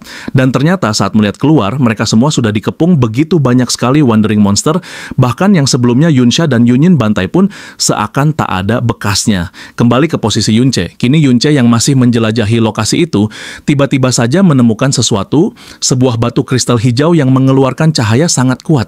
Ternyata itu adalah sebuah hidden treasure dari sebuah realm, dan kemunculan hal seperti itu membutuhkan waktu yang sangat lama serta tak menentu. Batu itu bernama Mirror Crystal Core, yang memiliki memiliki efek saat digunakan. Mendapat 10 stamina, 0,5 mana regen, serta pengurangan damage yang diterima dari elemen light dan elektrik sebesar 20%. Melihat semua efek itu, Yunche pun tersenyum. Dengan semua efek itu, ia rasa ia bisa membuat HP dirinya yang rendah menjadi lebih banyak, serta mana regen yang cukup besar agar dapat memudahkan trik blade miliknya saat membuat stack. Dan yang terpenting bagi dirinya adalah pengurangan yang bersifat persentase ini. Stat yang seperti itu sangatlah jarang ditemukan, bahkan pada equipment tingkat tinggi sekalipun. Namun kini ia sadar, di balik jackpot yang ia temukan pasti ada konsekuensi yang terjadi. Seperti kristal yang banyak ditemukan di sini yang memancing para wandering datang. Dan sekarang, jika ia mengambil kristal core ini, sesuatu yang lain pasti akan datang juga. Terlebih lagi, sesuatu itu pasti akan lebih berbahaya. Namun saat ia akan mengambil kristal itu, notifikasi kembali muncul mempertanyakan, jika ia mengambil atau menggunakan kristal itu, maka akan mengonsumsi 10 menit waktu mirror walk. Kembali kepada posisi orang-orang di luar, kini mereka semua di tengah terjebaknya situasi yang mereka hadapi. Sebuah gempa muncul, dan ternyata hal itu disebabkan oleh seekor Lord bertipe Wandering yang keluar. Boss itu disebut Wandering Lord, seekor hidden boss langka yang terpisah dari Secret Realm Boss. Kekuatannya jauh melampaui bos-bos biasa, dan tentu saja tidak ada murid serta guru yang dapat melawan bos itu. Di tengah situasi itu, semua murid kini sangat panik. Mereka mempertanyakan kepada para guru, bukankah Wandering Lord hanya akan muncul di Secret Realm level tinggi, tapi kenapa itu bisa muncul sekarang di sini? Di tengah keputusasaan mereka, Yunsha maju dan berteriak. Ia mulai menenangkan para murid. Ia memberitahukan bahwa kita semua bisa melarikan diri dari bos ini, bukan melawan bos itu. Sambil menunjuk ke arah cekungan batu, ia mengatakan akan membuat semua orang yang ada di sini keluar dengan melewati lembah yang ada di sana. Begitu mereka semua melewati cekungan itu, mereka bisa mencari jalan keluar dari tempat ini. Setelah menyemangati para murid di sana, Yunsha kembali memberikan skill buff-nya kepada orang-orang, dan para guru pun berharap setidaknya mereka bisa mengeluarkan para murid dengan selamat. Mereka semua mulai maju perlahan dengan posisi bertahan sambil menyerang. Namun tiba-tiba saja Lord itu melihat mereka. Ia mengeluarkan skill Battle Cry Rally yang membuat semua monster terpanggil dan mulai lebih mengerumuni mereka. Tak hanya itu, efek itu juga memberikan buff pada monster lain berupa tambahan HP, attack, serta defense sebesar 20%. Dengan semua buff itu, para murid mulai terkena serangan dan formasi mereka pun kacau. Ditambah lagi, ada beberapa guru yang mati, yang membuat situasi menjadi semakin chaos. Namun Yunsha tetap bersemangat agar semua tetap fokus. Akan tetapi, dalam benaknya ia sangat cemas. Apakah ini akan berhasil atau tidak? Karena semua orang yang ada di sini sudah kehabisan energi sejak tadi mereka bertarung, dan sekarang ditambah bosnya belum mengeluarkan taringnya.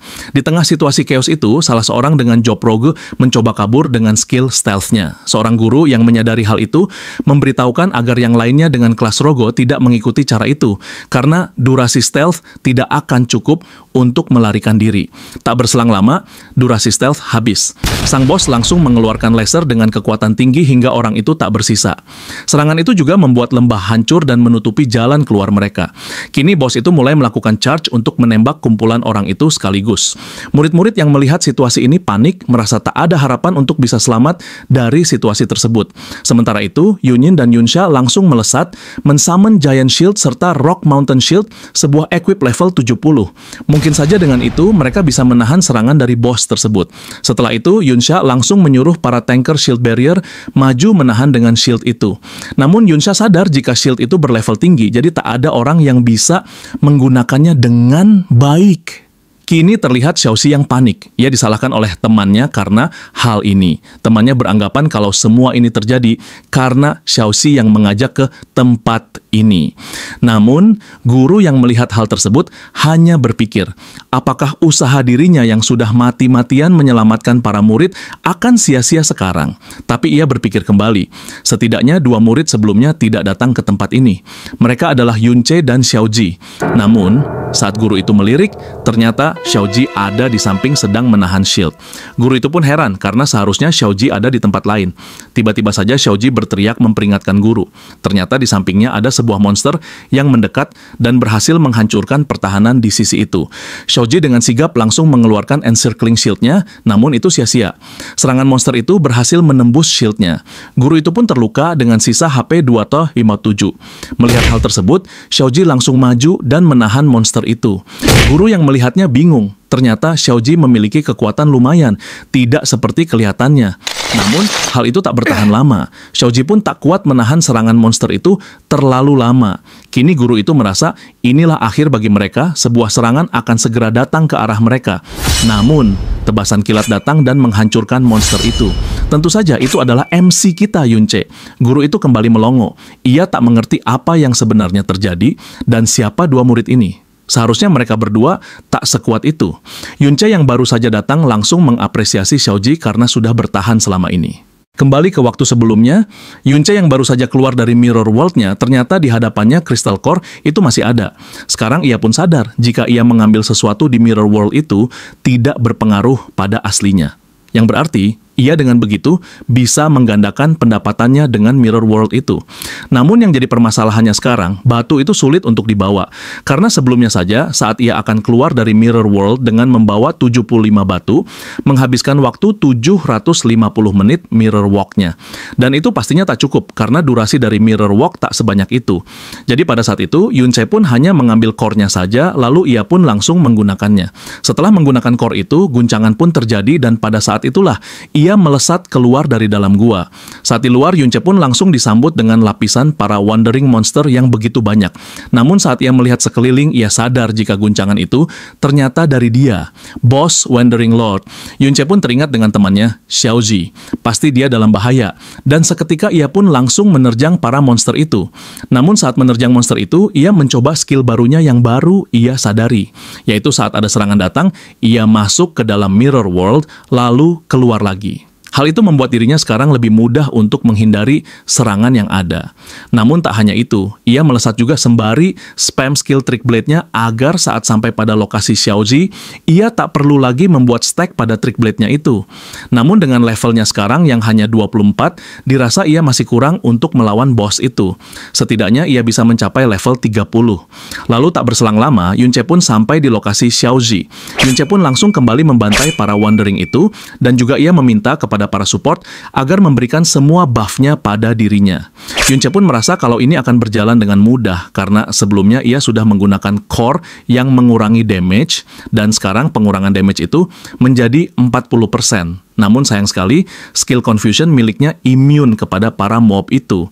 Jika itu berhasil, maka akan lebih mudah bagi dirinya untuk menyelesaikan ini semua. Semua orang yang melihat itu kebingungan, bukan hanya karena kehebatan Yunce, tapi karena jobnya yang merupakan seorang chanter dengan attack power yang sangat tinggi serta pergerakan Yunce yang aneh, melesat, pindah kemana-mana. Dan guru sebelumnya yang mengkhawatirkan Yunce hanya bisa tersenyum.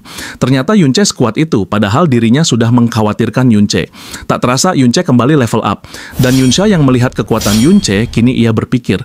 Awalnya ia merasa jika Yunce hanya seorang pencuri yang berani, namun setelah melihat semua ini, kekuatannya jauh dari yang ia bayangkan. Begitu juga dengan Yunyin. Ia hanya bisa terdiam tanpa kata-kata melihat Yunce yang bergerak begitu cepat ke sana kemari. Kini Yunce pun kembali level up menjadi level 28. Salah seorang murid di sana mempertanyakan Yunce, apakah dia seorang bala bantuan dari luar. Namun guru yang sedikit mengetahui Yunce langsung memberitahukan kalau dia hanya seorang murid. Mereka semua pun tak menyangka ada murid yang se-overpower itu. Namun tiba-tiba saja bos itu kembali menyerang. Yunce yang menganalisis serangan itu merasa dengan levelnya sekarang, pasti ia akan langsung mati jika terkena serangan itu. Lalu sang guru yang melihat celah yang telah dibuat oleh Yunce langsung menyuruh para murid untuk segera maju menuju jalan keluar. Namun para murid kebingungan, jika hanya bergerak saja sepertinya percuma, karena dua shield yang sebelumnya sangat berat sekali untuk dibawa. Mereka semua mulai kebingungan harus berbuat apa. Namun Yunce langsung memberitahukan untuk tak perlu mengkhawatirkan dirinya, fokus saja untuk keluar dari sini karena dirinya akan memancing para wandering itu, serta melawan bosnya. Sang guru yang mendengar itu merasa tak tega jika harus meninggalkan Yunce.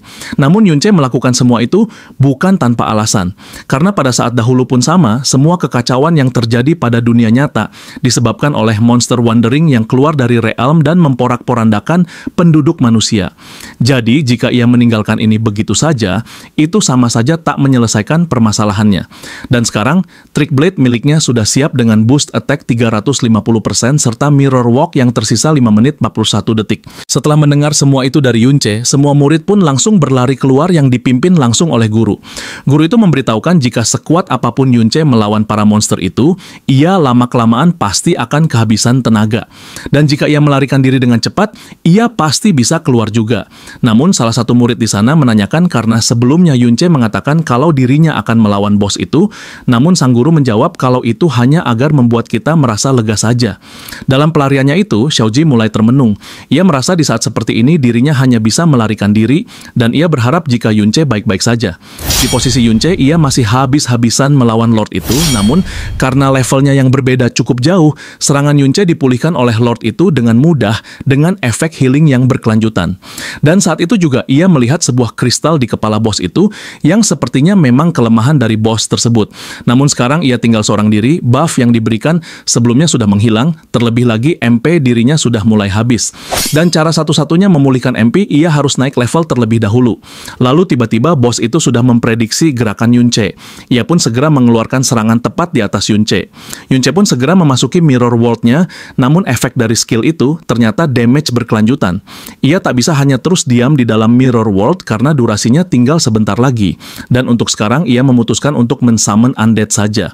Namun tiba-tiba saja serangan dari bos itu ditahan oleh sebuah shield besar. Ternyata itu adalah Yunsha, Yunyun, serta Xiaoji yang kembali datang. Yunsha memberitahukan jika Xiaoji merengek mengkhawatirkan Yunce, jadi ia pun kembali untuk membantu. Xiaoji yang malu hanya bisa memalingkan wajahnya dan merunduk, dan Yunce pun merasa tersentuh dengan hal itu. Ia pun berterima kasih kepada mereka semua. Yunsha memberitahukan kalau dirinya akan membantu Yunce, dan dengan begitu mereka bisa perlahan mundur. Namun Yunce mengatakan kalau itu tidak perlu, dengan bantuan kalian ada di sini dirinya sekarang tak perlu menahan diri lagi. Lalu dengan melesat, ia pun menebas beberapa mob di sana hingga ia pun naik level. Dan di saat itulah ia menggunakan armor level 30 yang ia curi sebelumnya, serta ia menggunakan skill barunya. Ternyata ia sudah mendapatkan skill book Gravity Pull. Dengan efek menarik objek target yang ada di hadapan, semakin kecil objek itu semakin kuat tarikan darinya. Namun jika skill itu dibalik, efeknya menjadi dapat menarik diri sendiri ke arah target. Dan semakin berat target lalu semakin kecil kekuatan user, maka semakin kuat tarikannya.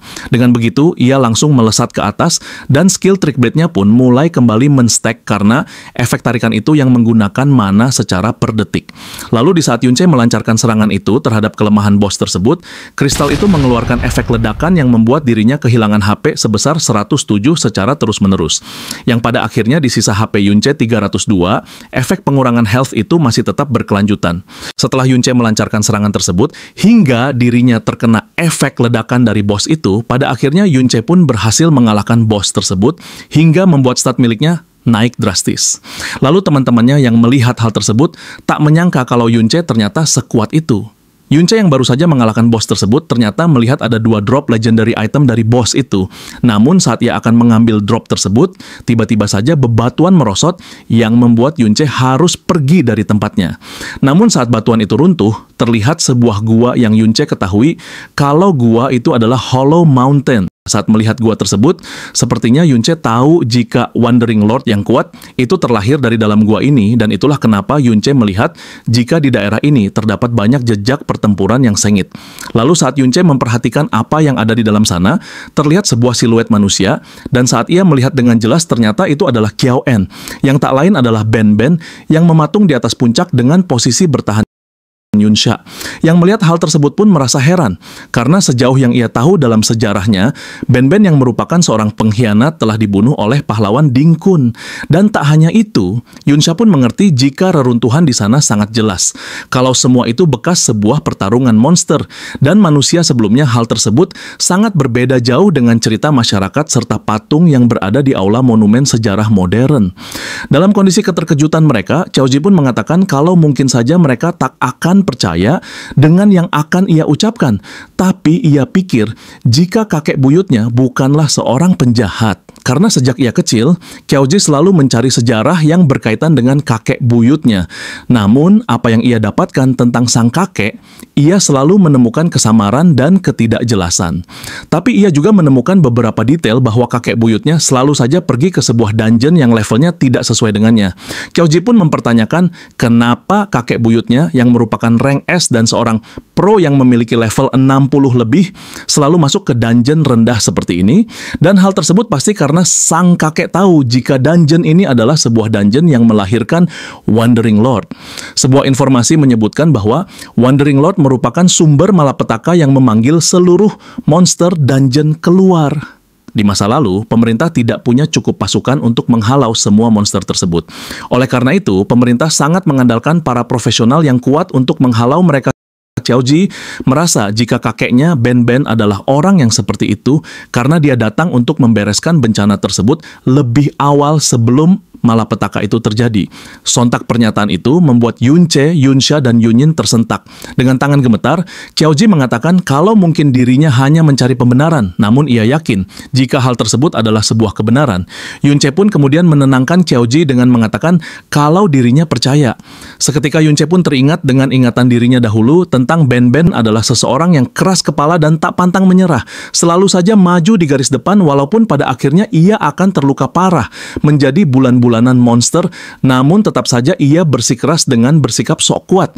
Dan tak hanya itu, ia juga sering pergi secara diam-diam untuk melawan para monster di dalam dungeon sendirian, yang pada akhirnya ia pulang dengan kondisi babak belur.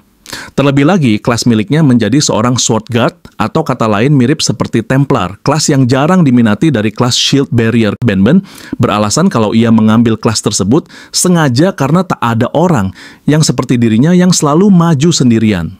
Jadi ia sengaja memilih kelas tersebut agar bisa menyerang para monster itu, walaupun ia sendiri. Kembali ke Yunche, Yunche yang mengetahui perjuangan Ben Ben selama ini, hingga akhir hayatnya pun bertekad kalau dirinya akan menyelesaikan urusannya dengan keluarga Ding. Lalu di sisi lain, Ding Su memberitahukan hal yang terjadi sebenarnya yang dilakukan Yunche kepada keluarga besarnya. Ding Su memberitahukan jika Yunche memanglah bukan orang biasa, ia sudah mengonfirmasi kepada siswa dan guru yang ada di sana, bahwa saat mereka melarikan diri, yang tersisa hanya Yunche di sana. Wandering Lord yang sedang mengamuk tersebut tiba-tiba saja terjatuh, yang tak lain berarti Yunche sudah berhasil mengalahkan bos monster itu. Pada saat itu, para murid di sana pun mempertanyakan siapa sebenarnya Yunche tersebut hingga membuat Ding Su tercengang. Lalu di tengah kabar tersebut, para petinggi keluarga Ding pun berencana untuk pergi ke dungeon itu, dan dengan senyum jahatnya, ia pun memerintahkan bawahannya untuk sekalian membawa keluarga Xiaoji ke sana. Di posisi Yunche, ternyata ia mendapatkan skill book legendary yang bernama Golden Light Barrier. Saat itu juga, Yunche langsung memberikan skill book itu kepada Xiaoji, dan Yunche pun memberitahukan kalau skill book itu juga tak memiliki persyaratan level. Yunsha yang melihat hal tersebut tercengang dan mempertanyakan apakah Yunche akan memberikan skill book itu begitu saja kepada Xiaoji. Yunche kemudian menjelaskan kalau skill book itu memang untuk pengguna shield barrier, dan ia juga yakin jika dahulu kakek buyutnya Xiaoji pasti sering menggunakan skill itu. Melihat hal tersebut, Yunsha tersenyum dan mengatakan kalau Yunche sepertinya memang tak kekurangan skill yang kuat. Kemudian Yunsha pun memberitahukan kalau skill level di dirinya sudah cukup tinggi.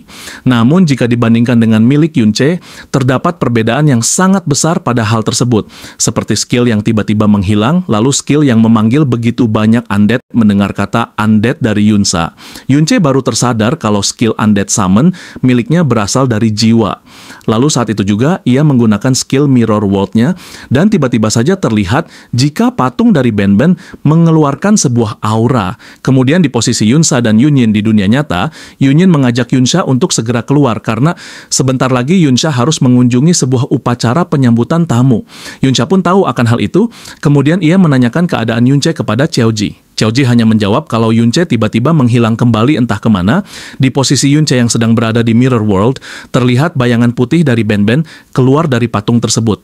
Ben Ben pun langsung menyambut kedatangan Yunche yang ada di hadapannya dengan panggilan nama aslinya dahulu.